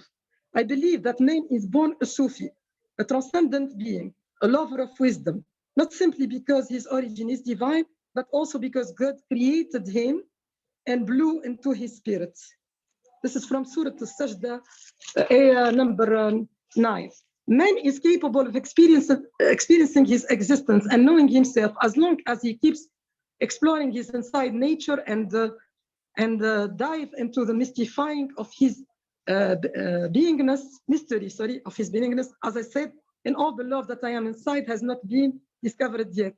Man is full of conditional love, empathy, compassion, altruism, selflessness, loyalty, dignity, honesty, all the virtues that can allow him to attain the sense of humanism and spiritualism. By avoiding vices such as egocentrism, narcissism, enmity, and bigotry, can man learn to trust himself, acquire self-confidence, and become one with universal love. It is the very intuition provided by the divine that brings this awareness of knowing oneself, or the to be. As Shakespeare puts it in his Hamlet, that is the masterpiece of Shakespeare, that is the tragedy. It's an scene 2, sorry. What a piece of work is man, how noble in reason, how infinite in faculty, in form, in moving, how expressed and admirable, his action, how like an angel in apprehension, how like a god, the beauty of the world, the paragon of animal, and yet, to me, what is this quintessence of dust? Hamlet, Act 2, Scene 2. It is this humanistic and spiritual dimension which bestow upon man his existential significance. Man is made of both flesh and spirit. While the former is weak, the latter is winning. While man attaches himself to the spiritual discourse and questions about the meaning and purpose of life, he becomes ultimately connected to the supreme level of his being, the metaphysical state, and becomes likened to the angel, as in Pico della Mirandella, Oration on the Dignity of Man. As long as he concerns himself with fleshly desire, he becomes debased to the level of beast. So I would like to talk a little bit about Muhammad Aqdal. Muhammad Aqdal, he was also for Islamic existentialism. Muhammad Aqdal existentialism offers a vibrant alternative to the twin evil of religious authoritarianism and stale secularism, to trust that the God to whom Islam and other religions rightly points is worthy of that trust because merciful and compassionate, not arbitrary or self-centered.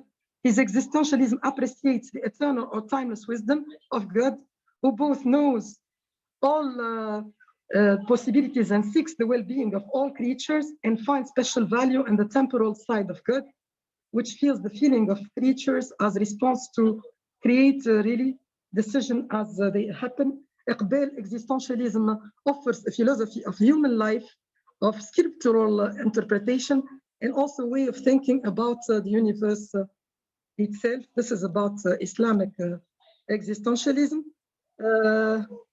So, are you there? Yes, ma'am. I would like to read two poems. I honestly believe in practical metaphysics, practical existentialism, because I think that man cannot exist outside the realm of the divine.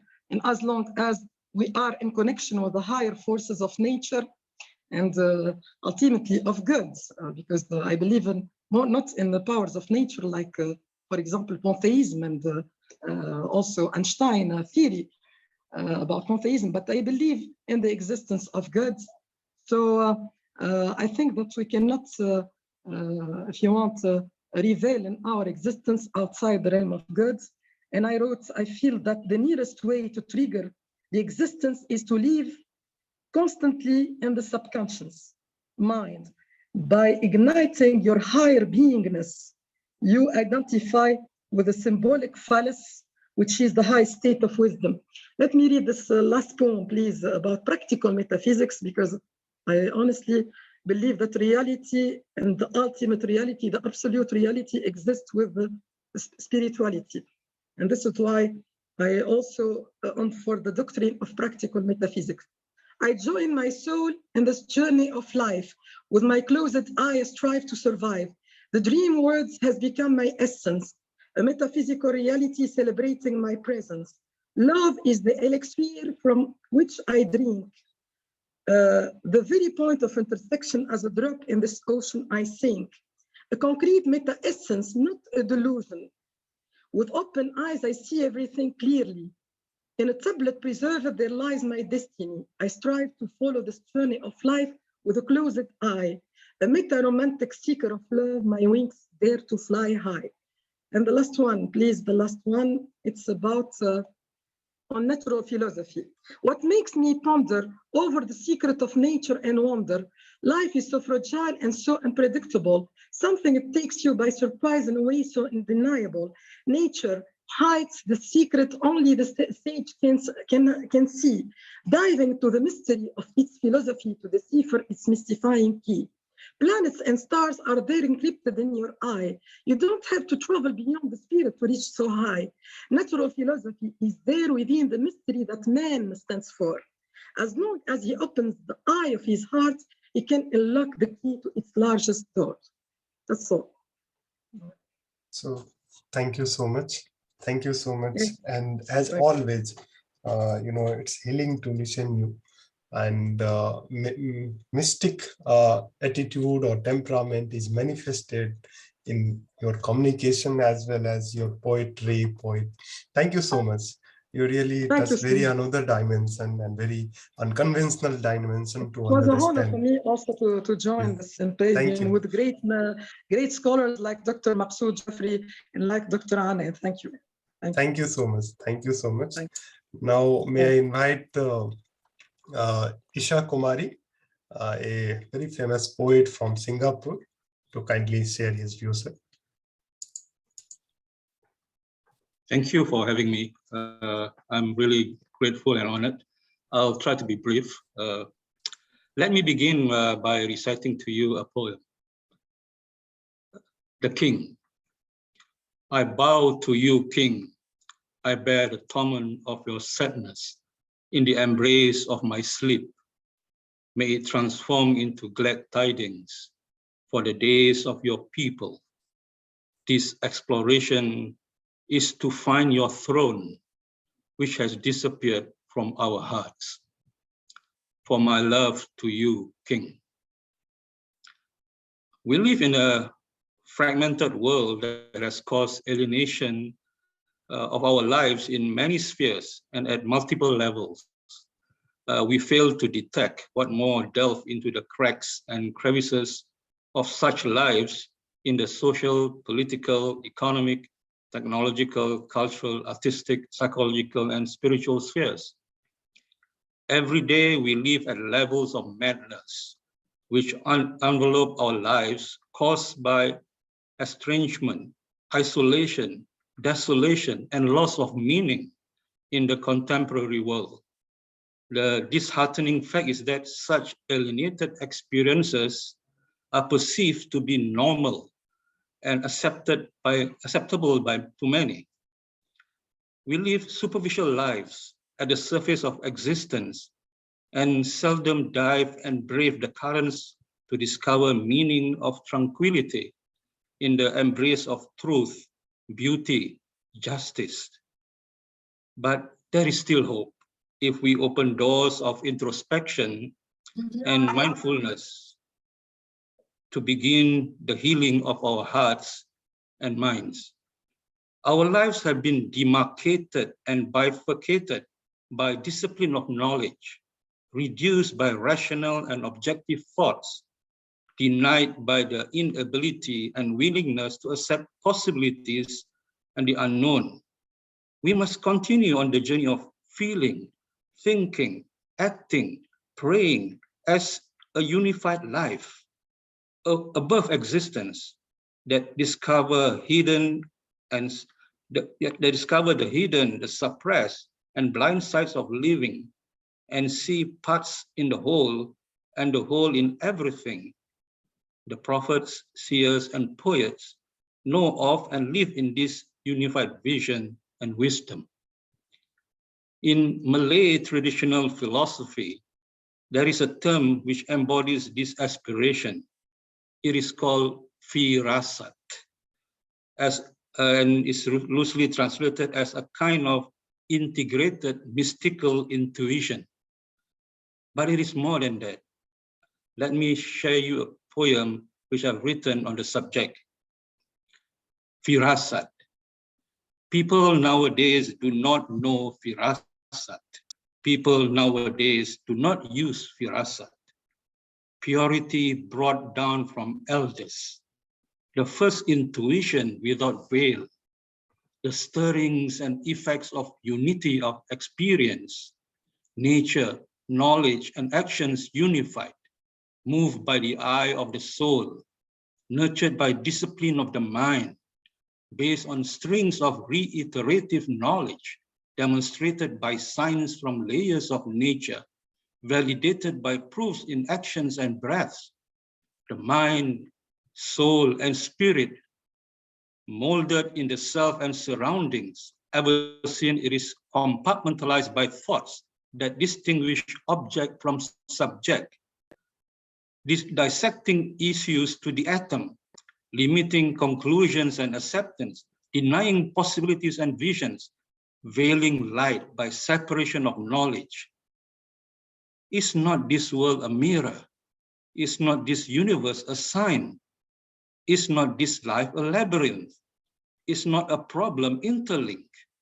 Science, philosophy, psychology, history, and religion are only points of views that need to be reunited, that needs to be reunified, that need to be rejuvenated as a whole with stirrings and effects of firasat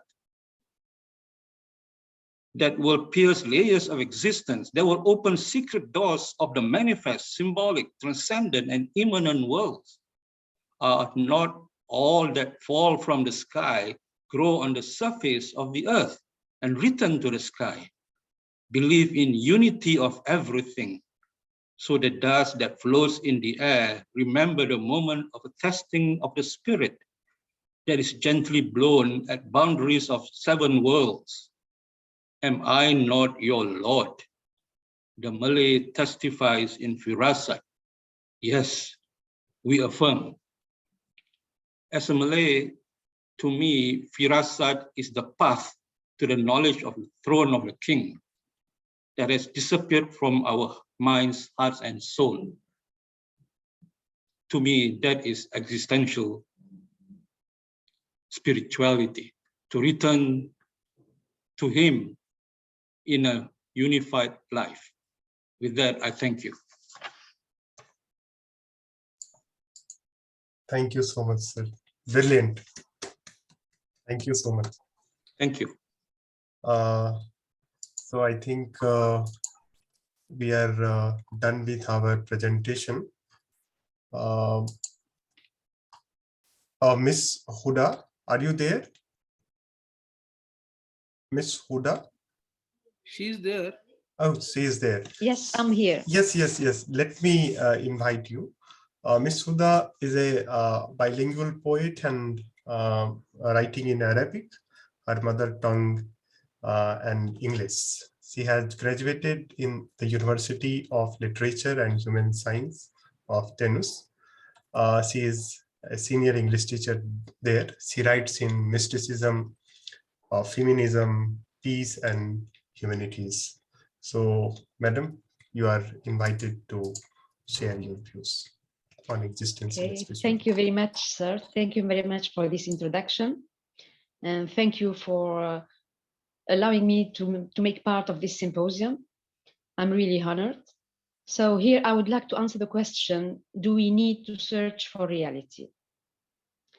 Well, the quest of reality had always preoccupied human minds since the early primitive society.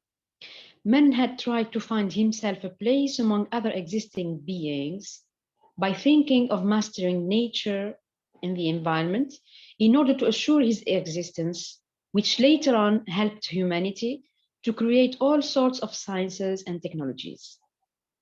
Seeking reality seemed also an urgent need for philosophers and thinkers who had always tried to make sense not only of the place of different beings and especially humans in this world, but also of the meaning of existing in this universe intentionally and consciously. Bearing in mind the constraints and limits that existence faces by the reality of death, or the fact that all existing beings are mortal. The early Greek metaphysics, for example, had studied the questions related to what is meant by to exist and what types of existence there are, and consider that thinking about oneself is necessary. As Aristotle states it, he says, knowing yourself is the beginning of all wisdom. Some theological philosophies also had raised important questions about the meaning and purpose of life. The Islamic philosophy, called Tasawwuf in Arabic, or Sufism in English, appeared as a method that pushes the person to reflect on his position, externally and internally, in this world and thereafter, so as to make sense of his place in this world. Therefore, every moment of conscious existence and being is meant by the Sufi to serve as a means of reflection upon the divine and the finite nature of humans in this world. In the 20th century, existential philosophers like Nietzsche, Heidegger, Jean-Paul Sartre, for example, investigate the meaning of authentic existence, the significance of our mortality, our place in the world, and also among other people, other beings as an individual. Heidegger, for example, suggests that what attaches us to the world is not knowledge, but moods, and that the self is nothing but the social construction or the roles that other people cast for us as their son, their daughter, their teacher, their student, etc. And this has also been stated by Ibn Khaldun, the Arabic philosopher, who says that an individual cannot live alone. We need to live together. However, the existentialist issues, ranging from the paradox of meaning to the nature of human existence to social identity and authenticity, couldn't prevent thinkers from raising the issue of soul, faith, and spirituality. While the atheistic existentialism raises questions concerning the absence of any creator, the theological existentialism contemplates faith and argues that laws within a religion are not a sign of a true faith, but faith has to be individual. Kierkegaard claims that life is only worth living if you have total faith in God. But he also points that our moving to the state of faith cannot be justified rationally. Therefore, a person has to leap into faith. And this leap has previously been depicted by Al-Ghazali, also a Muslim philosopher in the 12th century, when he claimed that faith was thrown in my chest by a divine light. Well, I personally think that while our existence could be physically or rationally proved, our transition to the state of faith couldn't yet. The fact that we leaped to it exists, and it has its eventual consequences on our existence. The fact that we could rationally prove that we exist, whether this existence precedes our essence or not, as Jean-Paul Sartre claims, is a rational proof that correlates with the existence of other beings in this world, ruled with the same laws of existence. Those rules have necessarily to be set by a maker greater than all existing beings, a master or an ultimate power. In brief, the creator that we have no proof for his existence, but our existence, in harmony with this universe and with all its components. As Aristotle states, and I said previously, knowing yourself is the beginning of all wisdom. For me, it's the fact of contemplating this paradox of existing without a source of existence that ignites in the human heart and mind a conscious faith in the sublime creator, regardless of any religion. It also ignites the necessity for every existing human being able to think, feel, and meditate to look for their truth, their identity, and the reason, purpose, or mission of their existence, because this is what makes the humanity of the humankind. This is what allows humans to accept, tolerate their differences, and respect all the other existing beings in this cosmos. This is what makes world peace possible.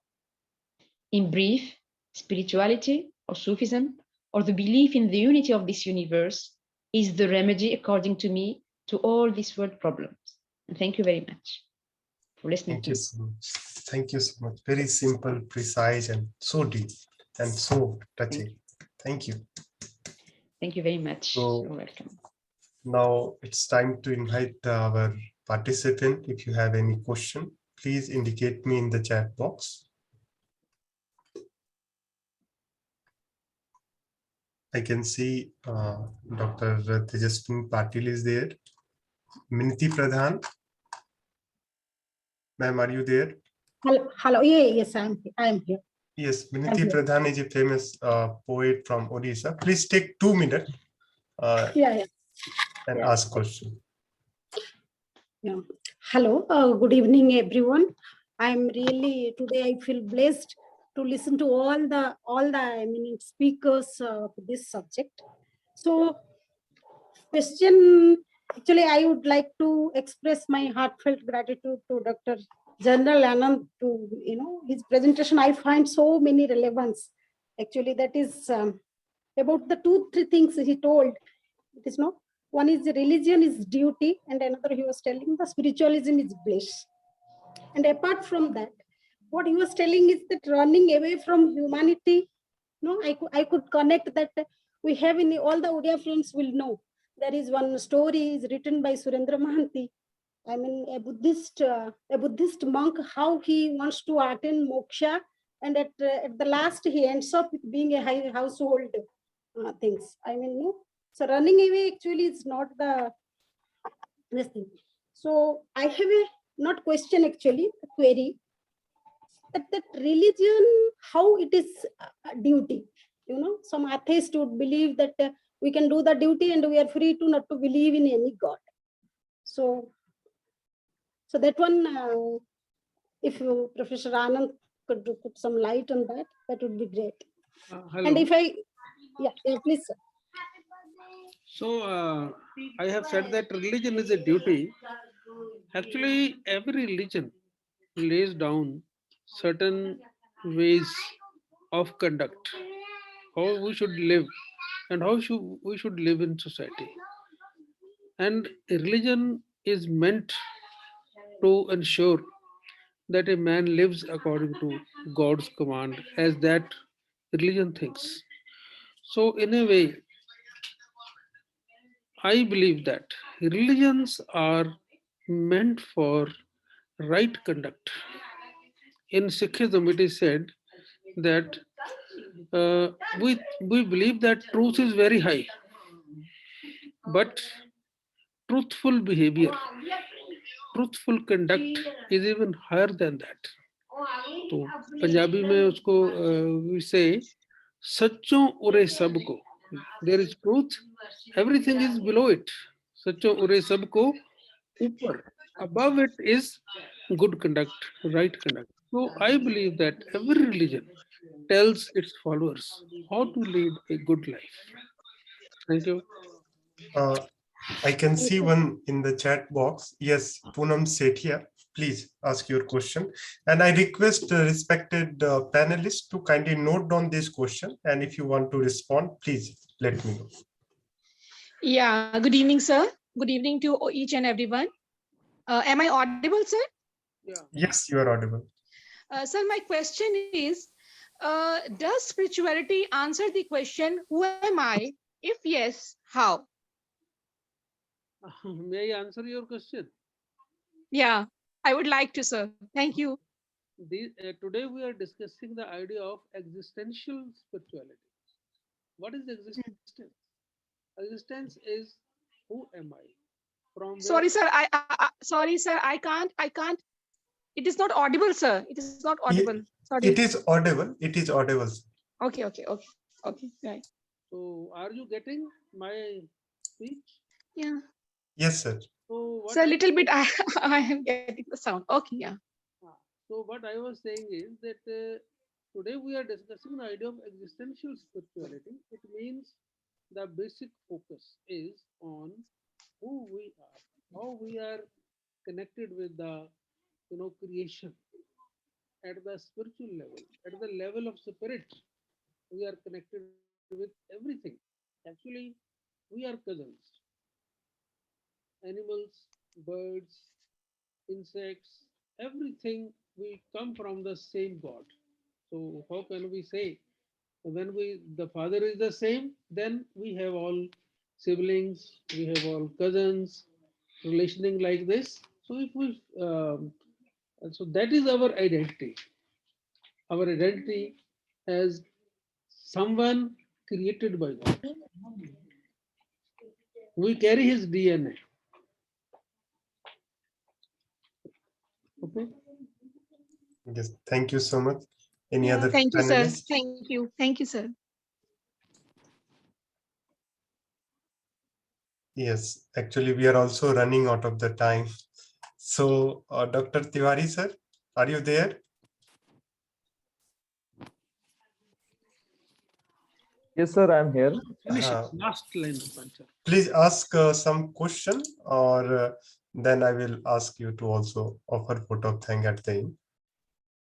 Please share your comment. Sir, first of all, I would like to express my thanks to all the distinguished speaker and panelists. They made a clear and cut understanding of existential spiritualism. And at the outset, at this moment, I'm reminded of one line by Alexander Pope in his essay on man, and talking about the existence of man. He says, "Presume know then thyself, presume not God to scan. Proper study of mankind is man." And the essence of this spirit was maintained by previous speakers. So definitely, be it spiritual existentialism or be it existentialism of man, the duty of man is to know himself or herself better, conduct his duty properly, and of course that will create an aura of perfection, harmony, and satisfaction, and that is also service of God, particularly in the words of Dr. Anand Giri, that work is worship. So definitely, if we will know ourselves, our follies, our weaknesses, so of course we will mend it, and it will make us happy as well as the people around us happy. So that's it, sir. This has been my observation.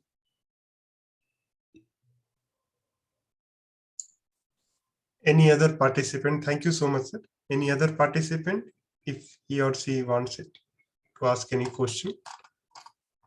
Yes, I can see one hand. Shadowless Dreamer. Yes, please. Yes, please ask your question. Kindly unmute yourself and ask your question.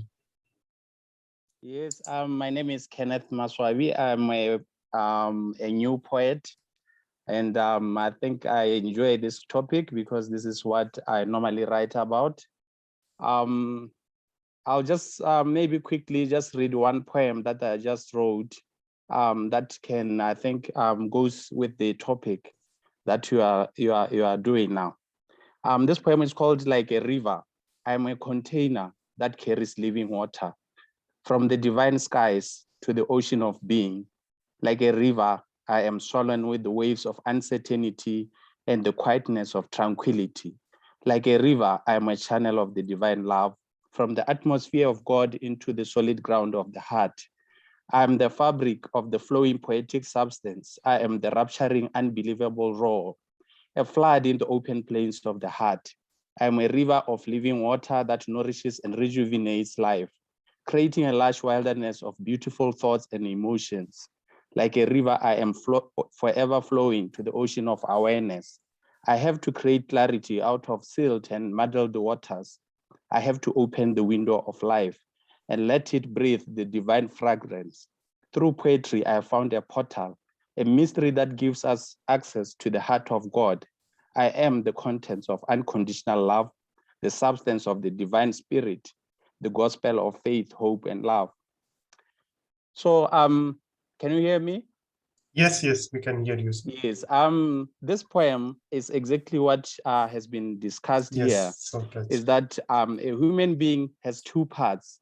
There is the outer part that interacts with this life, and the inner part that interacts with the spirit.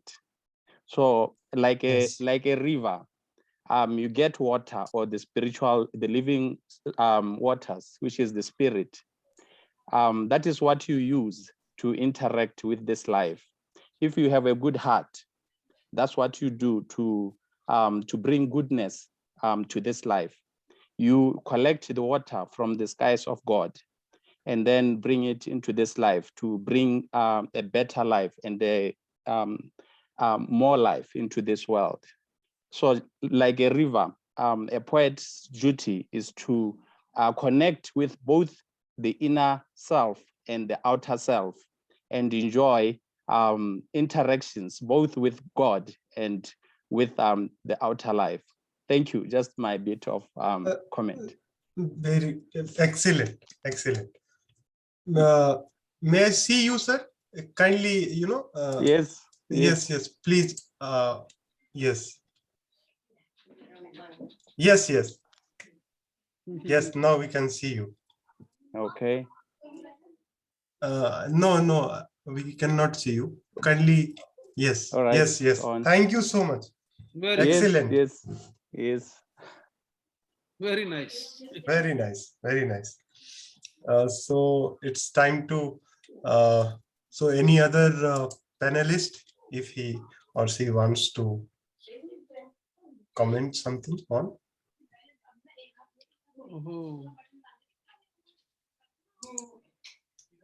Okay, I think we are running out of time. So Dr. Tiwari, sir. So before vote of thank, Dr. JERNAIL, sir, would you like to share something? Can you show it up here?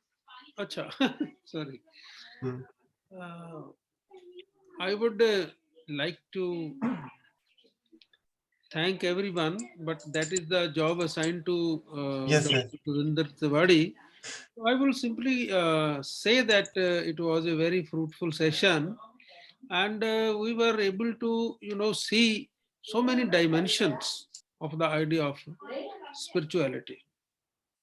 So I would like to read out 3-4 lines from one of my poems. जिसमें बस नूर ही नूर है, हमसे क्यों वो जगह दूर है. The place where there is light and light only, why it is far away from us. जिसमें बस नूर ही नूर है, हमसे क्यों वो जगह दूर है. हम अंधेरों की बस्ती से आए, हम अंधेरों की बस्ती से आए, अब ये गुर्बत नामंजूर है, it means that we are coming from the sphere of darkness, and now we don't want to live in that darkness, we want light. आंख होते भी देख ना पाए, अंधेरा क्या होता है? मतलब what is darkness? Darkness is not absence of light. No. आंख होते भी देख ना पाए, ये अंधेरों का दस्तूर है. The darkness is you have eyes, even then you cannot see. This is darkness which we see spreading around everywhere. आंख होते भी देख ना पाए, ये अंधेरों का दस्तूर है. हर खुशी हर गमी से परे, मतलब beyond all joy and beyond all suffering lies the sphere of Noor, light. Where is the sphere of light? When you are, graduated from Khushi and Gami. There is the Har Khushi, Har Gami se pare, har jagah Riyaste Noor hai. Noor ki riyasat. The empire of light is when you just transcend your pain and your joy also. So thank you very much. Now over to Tiwari sir. Thank you so much.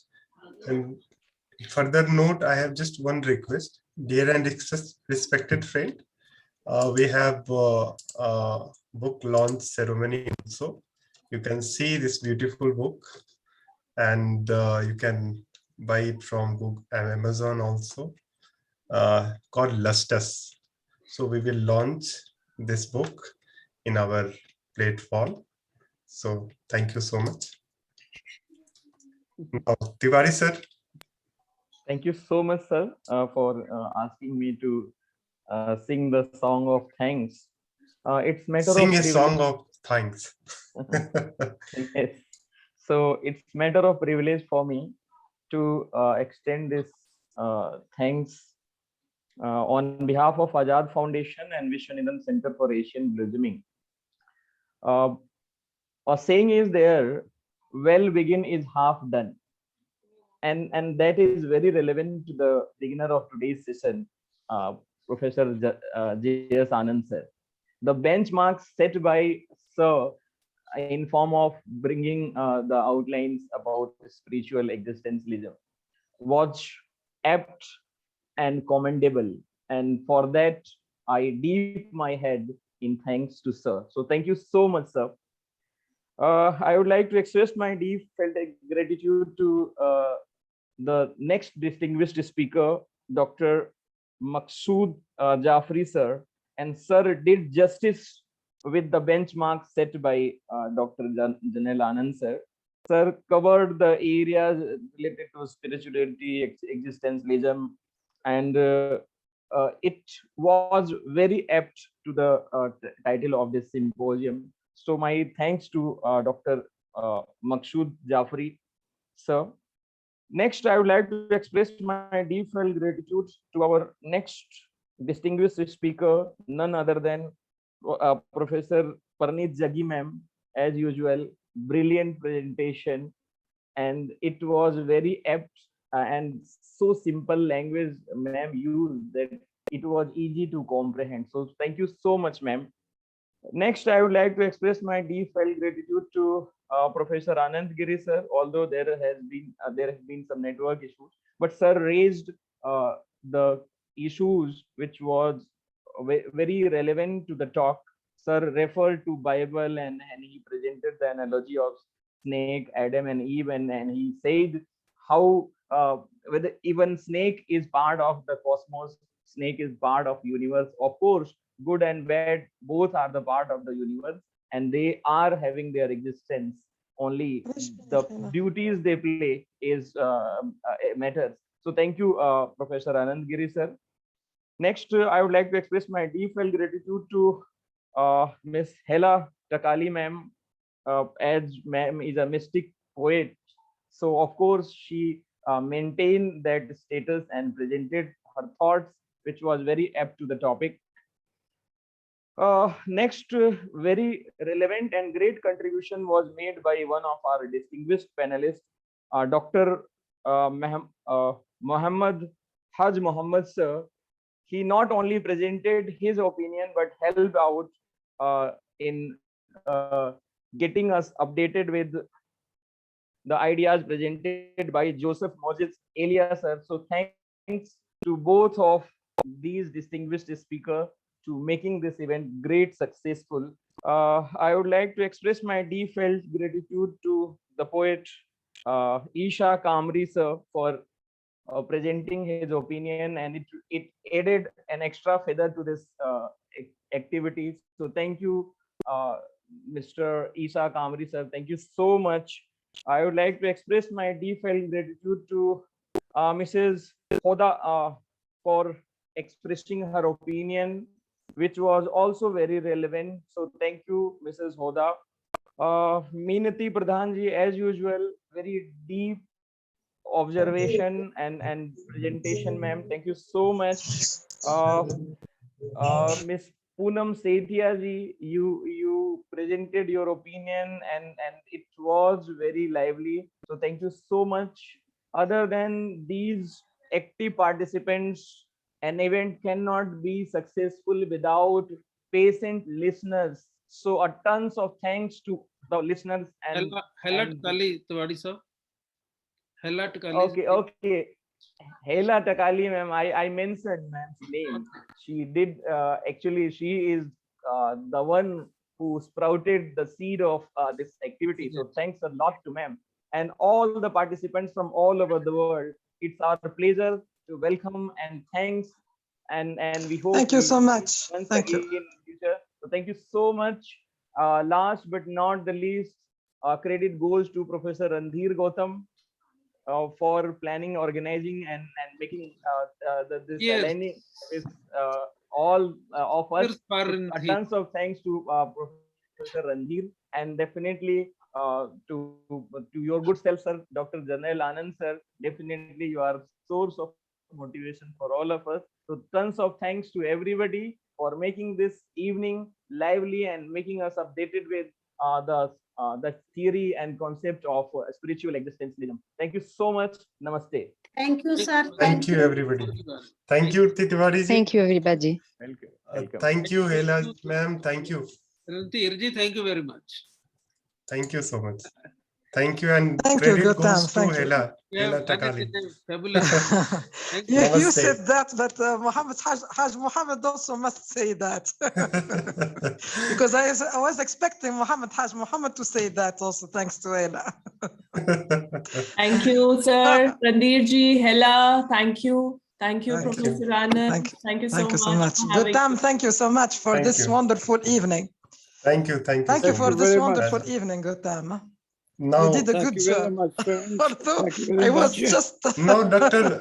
upset in the beginning. MAQSOOD JAFRI. Yes, sir, please. Thank you very much. Actually, I learned much, and I was very much impressed by the inspiring and insightful talks of different worldly known intellectuals and erudites. I'm again thankful to you, and I am especially thankful to Dr. JERNAIL SINGH, ANAND, and respected great intellectual and Sufi poetess Ms. HELA, because these two had contacted me, and I again express my deepest regards and thanks to you all. Thank you very much. Thank you, MAQSOOD, Dr. MAQSOOD. Thank you so much. Thank you, Doctor. So nice of you to be with us. Thank you.